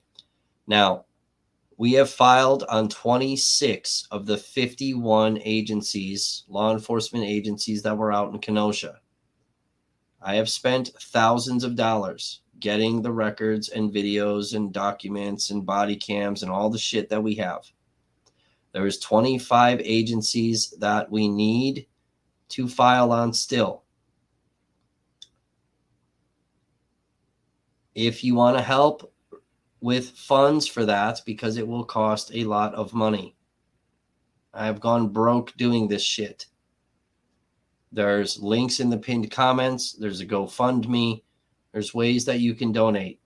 I'm estimating that this will cost between $3,000 to $5,000, maybe a little more. Okay. You guys know that we're transparent with records requests and how much different requests cost. We let you guys know. But based on what we've spent already, I'm assuming it's going to be upwards to 5,000, maybe a little bit more. The ATF and the FBI have denied our open records requests. The ATF will not release anything because they have multiple ongoing investigations. That's their excuse. The FBI has denied us based on stuff we never even asked for. We have continuously tried to file on them, and they keep denying us for weird reasons of things we've never even talked about or asked for or said to them. The Department of Justice has records responsive to our request, and it is a very large request. It has been well over a year and a half since we filed that, and they keep sending us updates that they have records responsive to our requests, but due to redactions and all these different things, that they're still going through all of our open records requests, which again is very, very large.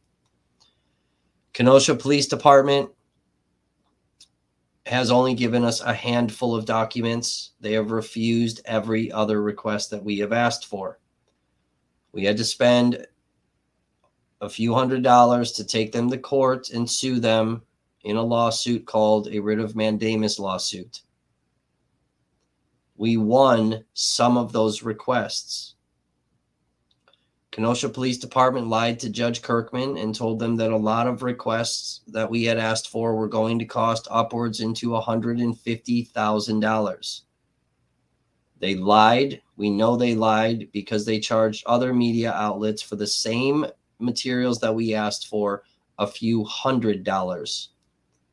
After that court date, I filed another open records request for similar things that they said were going to cost $10,000, and they were now charging a few hundred. Kenosha Police Department had a deadline for one of those requests that we won. It is several months past due, and they still have yet to give us those records. They are currently in violation of a court order. We need help with funds so we can bring them back to court and file a contempt motion. There is another outstanding open records request that we have with Kenosha Police Department that we also won during the mandamus lawsuit. Unfortunately, that request has no deadline on when those records are released.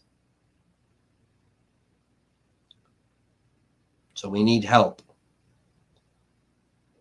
The faster we can raise up money and file on the other 25 agencies, the faster we'll be able to get a lot more information to you guys. Okay. The next thing, we're going to be writing an article in regards to the Kenosha curfew. We'll talk about the Kenosha curfew tomorrow night. I'm going to give you just kind of very dumbed down explanation. It's going to be way more detailed in the article, but we'll talk about what really happened with the curfew. Again, throughout this series, we're going to watch a lot of video. You're going to hear things that are being said that we've talked about in tonight's episode. You're going to hear it straight from law enforcement. Okay? We'll show you some documents. We're going to show you things that I have never revealed to the public. One of those things is a cyber attack that was done to Kenosha during this time. Some of these things also, majority of these things have also never been reported on by corporate media. We're going to talk about threats that militia type members were making to law enforcement after the Rittenhouse arrest. We're going to talk about legal documents that we have in our possession that I have never released, and I have never publicly ever talked about it. We're going to talk about those things. We're going to show you those things. Okay? Again, guys, I don't care what side you're on. I don't care what political beliefs you have. I don't care if you're a protester, you're a resident, you were a viewer from around the world that watched what happened, you're a militia type member. I don't care. Okay? During all of this stuff, I have no opinion. I have no bias towards anybody. And we're going to tell you the truth. I don't give a shit what side it lands on. If it's fucked up towards a protester, I'm sorry, there's nothing I can do. Maybe certain people should have watched their fucking behaviors. If it lands on the side of, you know, militia style type people, sorry, there's nothing I can fucking do. What we don't need are the threats in the box of fucking crazy. This shit affects everybody, okay? And it has been so politicized, and it has divided so many of us, all right, that we all just need to shut the fuck up right now and just literally listen to the facts. Everything I am telling you is factual, and it is backed up by documents, video, audio, you know, whatever it may be. I will let you know certain inside information like I've been doing tonight. Here's a piece of information. It is factual. I can't tell you how or why I know it. Okay? If I say allegedly or plausibly or it is believed, I want you to understand that I have to say certain things for legal reasons. But when I say that, it is more likely than not. Okay? And it's the same reason why with Mark Jensen, right? We just watched that trial. Allegedly, he killed his wife. We have Aiden Fucci coming up in that trial. Allegedly, Aiden Fucci killed Tristan Bailey. Okay? It is why fucking potentially there are going to be a lot of corporate media outlets as well as the news anchors within those outlets that are going to get sued by Kyle Rittenhouse for saying a lot of shit that they should not have fucking said. That's why you've never heard me call Kyle Rittenhouse a murderer. Ever. I'm not fucking stupid. I'm not getting sued by that kid. Okay? We're not going to talk about the trial. The trial means absolutely nothing to me. I could fucking care less about that trial. I have said this multiple times on this platform. I don't care. Okay? A jury of his peers found him not guilty. Whether we agree with that or disagree with that, that's what happened. Okay? Kyle Rittenhouse was a blip in the magnitude and the totality of what really happened in Kenosha. The shooting of Jacob Blake is a blip in the magnitude and totality of what really happened in Kenosha. Okay? These are fucking obviously pivotal moments, but they are fucking minor compared to everything else that was really going on. Okay? So I'm going to allow some freedom with some comments. All right? Thank everybody for being super fucking chill. I believe we don't have a lot of viewers tonight because I've uploaded a lot of fucking videos today and it's fucked up my algorithm right now. And we got to get that algorithm back on track because we've been uploading videos like fucking crazy. But please share the streams out everywhere that you possibly can, because we need to affect hundreds of thousands of people with what the actual truth is. Okay? Again, you guys can ask questions. I'm only taking questions on YouTube if they come in via a super chat, so we can highlight it. We can kind of pause. Memberships, guys, on YouTube start at 99 cents. We have a lot of member-only videos specific to Kenosha. Now, while we are going to play some of those videos via our live stream, I am not going to play every single fucking video. Okay.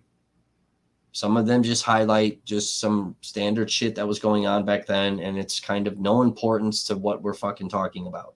Other videos I will highlight. Okay. We have over 1,000 hours of video footage. So we're going to play a lot of videos. We're going to show you a lot of documents. We're going to show you a lot of images. I'm going to be reading some stuff. We're going to kind of break things up. Again, I know this stuff is very heavy. There's a lot to fucking unpack. Okay. Some of it I understand is going to be a little boring. I get it. I'm trying to make it as interesting as possible. Okay. This is all about facts. This is all about education right now. This is not about what we fucking feel. Okay. Our little vaginas are getting fucking sore because Kevin said something. I don't care about any of that shit. Let's just focus on the facts of everything. Okay. Let's all be nice to each other for once. No fucking bullshit attacks on me. I've made it very clear throughout this stream. I have pointed out things from the protester rioter side, and I've pointed out things from the militia law enforcement side. Okay. I already know both sides are not going to like me for this. I get it. But both sides are running around telling a bunch of bullshit. And both sides, for once, need to shut the fuck up and just listen. Okay? So, with that said, I'm going to end the stream because it's already a little bit past what I wanted to do. I want to thank you guys all for watching. Please share this stream out. I'm going to go live tomorrow night again at 7 p.m. Okay? Grandkids gifted a membership.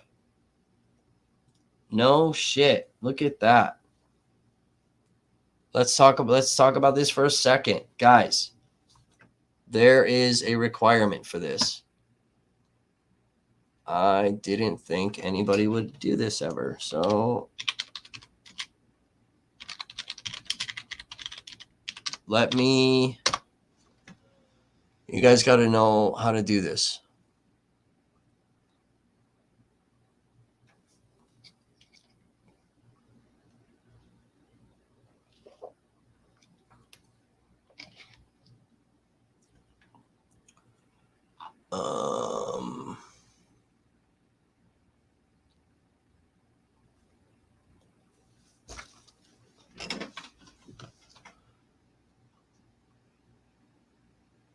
Shit, I was going to talk about this when we talked about like the analytics of the channel, but I gotta tell you guys how to be able to accept that.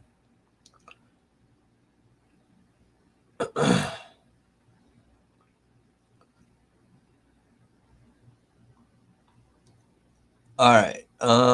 Gifting memberships on YouTube is simple. All you need to do is click on the dollar icon button next to the live chat. So any one of you can do what she just did. No, you're good. You're good. You're good. You're good. That popped up on my, I can't see it on my fucking thing. I can't even show this. Shit, I was trying to highlight it. Okay. So any one of you, any of the viewers can actually do this. Okay. So you click on the dollar icon, kind of similar, same as like how you send a super chat.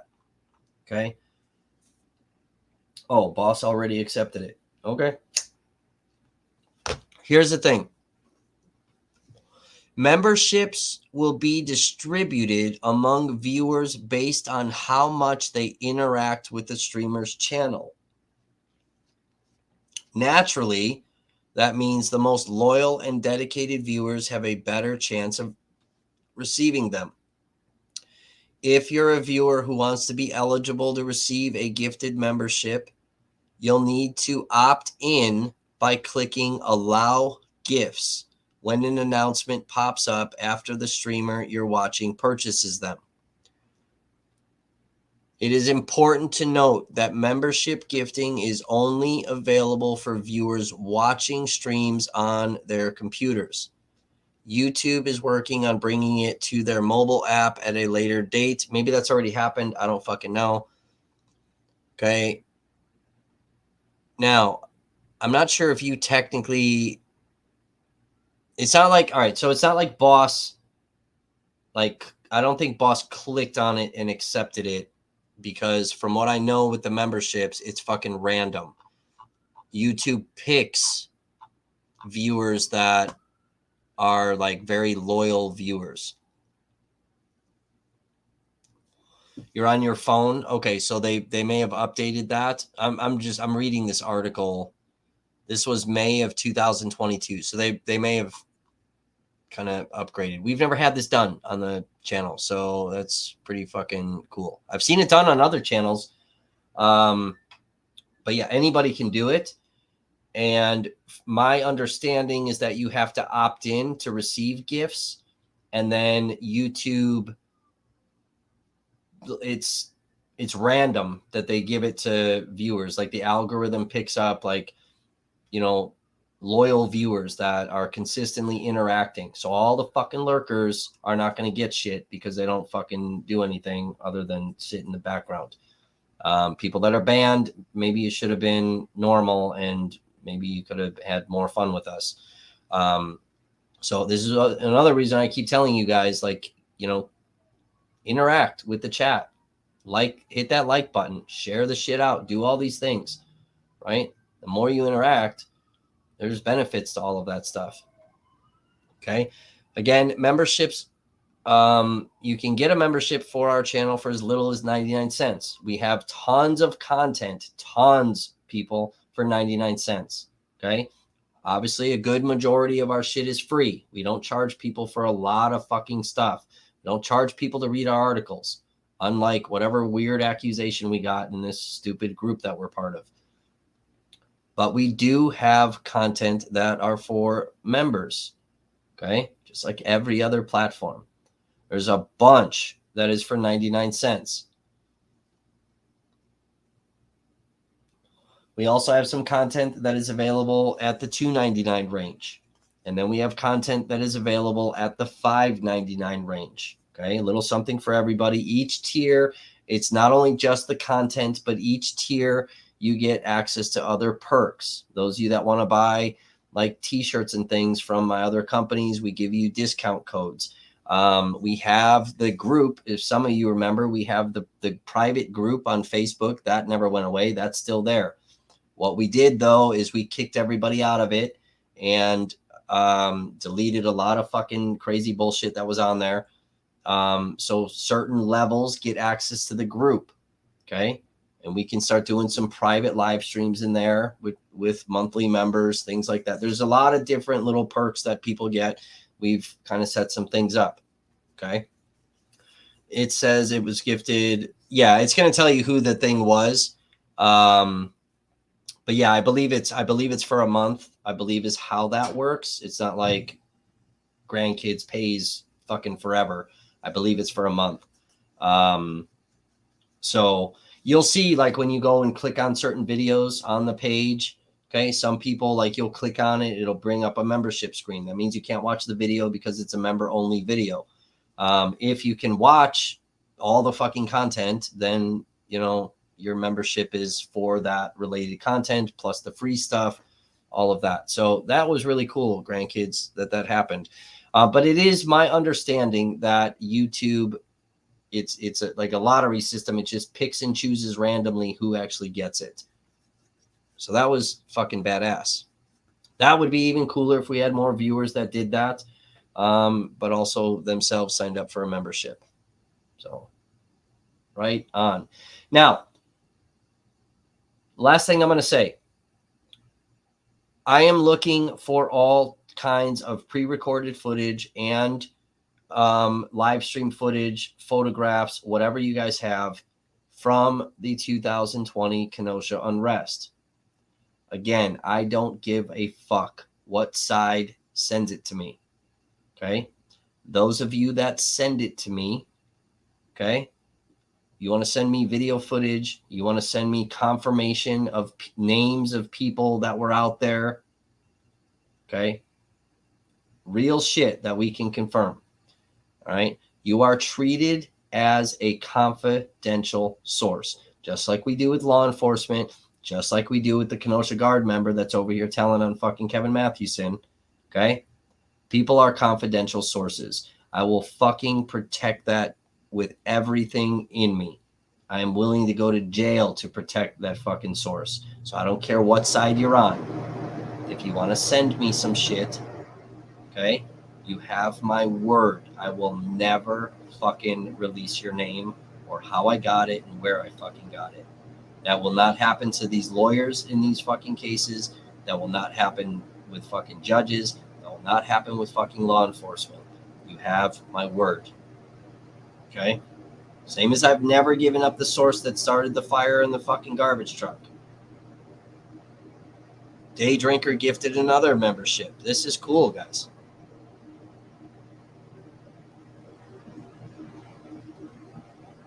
This is why it's important to, you know, get with the thing.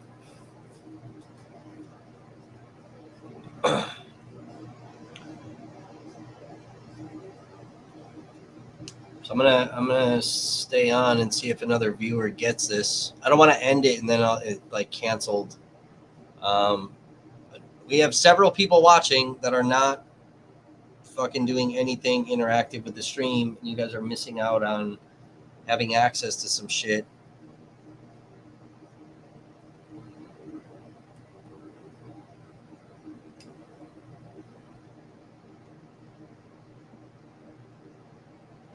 So I guess I'm gonna stay until this one gets accepted. I'm gonna see. I don't know. You guys better start typing.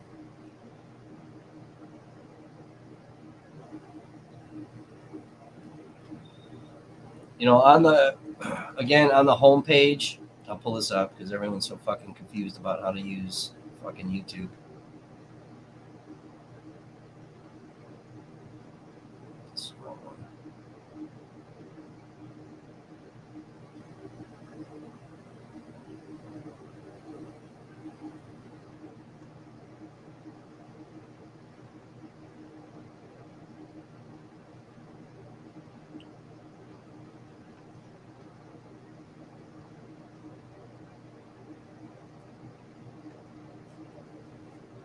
Okay, on the homepage, right? Obviously, we're live right now. Okay, so it'll show you that. I gotta fast forward this little dial so I can see what the fuck I'm doing on the other screen. So when you're on the homepage of the channel, you see obviously we're live. There's a live video that's gonna pop up first always. Okay, then it's gonna talk about our members, right? There's a join button over here. Everyone can't find this. I don't know why. It's right here. Okay. You've got another live now, so you can't miss our lives.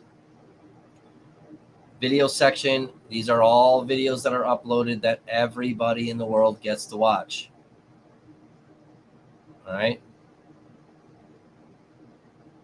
A little button here you can click. Doesn't show you every single video, but it shows you a bunch of them. Okay. Scroll down a little further, you come to past live streams. Okay. A lot of these live streams, you know, are going to be free. Scroll down a little bit further. The grandkids, for fuck's sakes, I'm the least likely to figure this out. Oh my God, I don't know why you guys are so fucking confused. Scroll down a little further and you come to member only videos. Okay. If there's a star and it says members only, if you're a member, you get to watch these videos. Okay. Again, there's a little button you can click. These are not all of the member only videos. There are fucking hundreds of member only videos. And you scroll down, you got the popular videos. Okay. You got the one for the Jensen trial that's up to 34,000 views already. Pretty cool. Okay, scroll down a little further. We've got some highlighted content. This is a lot of the Kenosha shit. Okay, we've got the Tosa MLK parties. We've got the Joseph Mensa stuff. Okay, there's certain body cams from Racine, West Allis. Okay. We highlighted this content for a reason. Okay. I'm going to tell you right now. So this is our playlist. I'm going to tell you right now that there are a lot of these videos that are for members only because we are the only platform that has this. Okay. And then we have our shorts down here. Okay. But if you scroll all the way back up, click on videos. This brings you to every single video that we have uploaded, okay, that is free for everybody to watch. So this bullshit about how we charge to watch all of our content is fucking fake. So fuck that person that complained. You can click on popular, and it'll bring up the most popular videos that we have, okay? Click on live. This will bring up all of our live streams, including the one that we are currently on.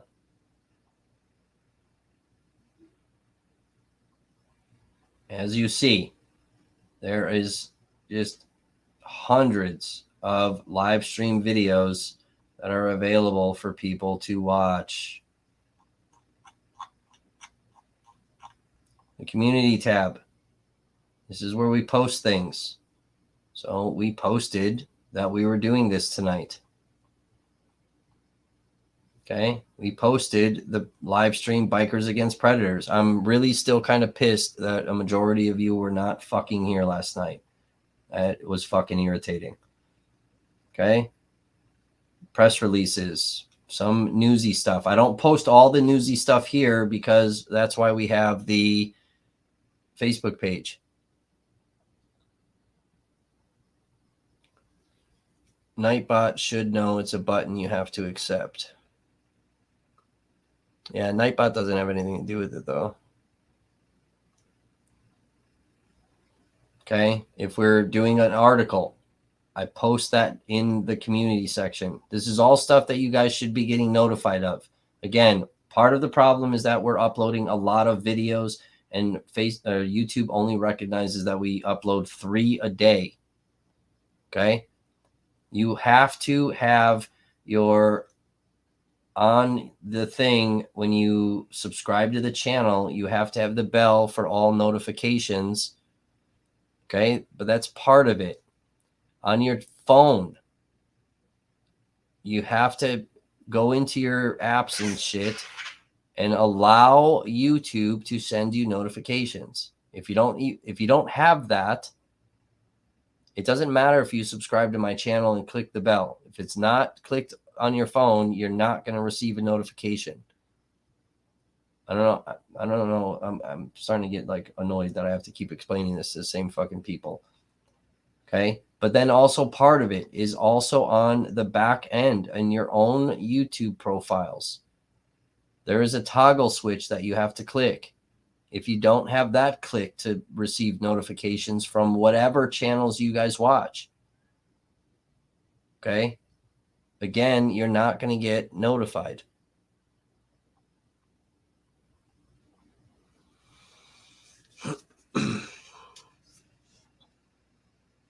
I would imagine, Day Drinker, that it may give it to somebody else on another day. I don't know. I'm kind of stalling right now.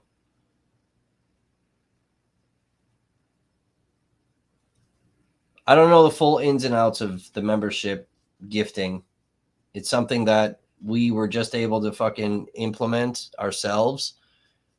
But I do know viewers can buy gifts, buy memberships for people, and then YouTube randomly gives it out to a viewer. But that viewer has to be interacting with the channel.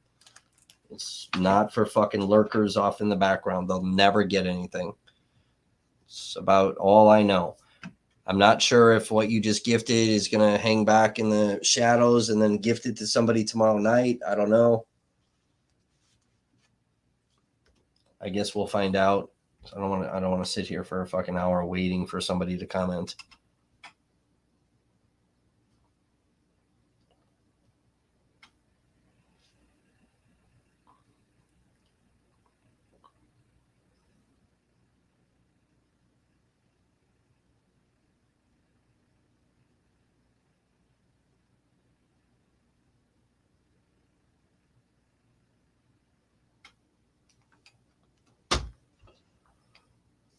So those that joined as members tonight, thank you. Thank you for the super chats that did come in. That was awesome. Appreciate it. Again, guys, this was a lot to unpack. We'll go live again tomorrow. We'll do 7 p.m. on these.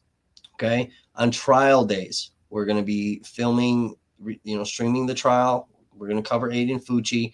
We're going to stream that. As soon as the shit ends, I'm probably not going to be doing breakdowns because we're going to focus on this later in the night. So we're just going to be ending streams, and then that gives me a few hours to relax, and then we'll come back at 7 and whatever. So I'm letting you guys know this is the schedule. Aiden Fucci trial during the day, 7 p.m. at night for all of this Kenosha talk. And we're going to keep going until all of the information about Kenosha is out. Again, we have 25 other agencies, so we need help. Please donate. I cannot afford all of that shit by myself. I am one fucking person. I am not corporate media that has sponsors and just hundreds of thousands of fucking dollars just dropped on us. I wish I did, but I don't. So we need your guys' help. Okay? We have spent way too much money getting the shit that we have. And I've dealt with too much bullshit getting this stuff. So we need everybody's help. I don't care what side you're on. Let's just figure out the fucking truth. We all want answers to what really fucking happened out there. All right? And Kenosha people especially need answers. All right? I'm going to limit my fucking commentary and my sarcasticness and my jokes, towards certain people, because it's not what this is about right now. Okay? If you guys hear me getting a little fucking out of pocket, correct me so I can dial it back in. All right? Because it's not about talking shit. It's not about making fun of people. It's about, let's just figure out the goddamn truth. Okay? With the information that we have. Now, some stuff, guys, I'm not going to be able to release to you. There's reasons for that. All right? And I will get the stuff to you as soon as I possibly can. So if you want to, so like Grandkids is saying, if you want to donate, right, we have the GoFundMe, we have Venmo, Cash App, PayPal. Okay, you can sign up as memberships, 99 cents a month, guys. That's super cheap for the amount of information that we get you guys, right? That helps support the platform. Okay, that stuff helps towards fucking Open Records Quest 2. We know people are struggling with money. 99 cents is not a lot of fucking money. That's very easy. That helps. Super chats, all of that stuff helps. Okay, it's not. We're not asking for a lot from people, right? Some of you guys send $10, $20. You know what I mean? That's great. That helps. That works. But even as little as 99 cents a month, if we can get a bunch of people doing that, I mean, we have almost 1,700 subscribers. If 1,700 subscribers signed up to be members, okay, that's 1,700 a month just from that.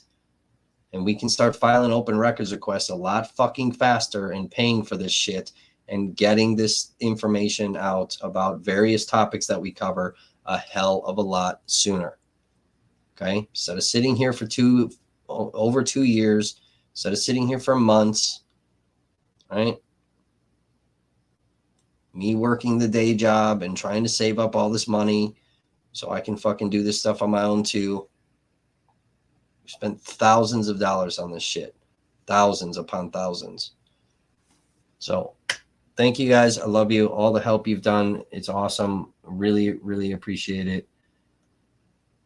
I'm going to jump off. I will talk to you guys tomorrow night at 7 p.m. I am not going live during the day unless there's some weird, drastic shit that happens. Okay. We may have a video or two that we upload, whatever. Make sure you're subscribed. Do all your things.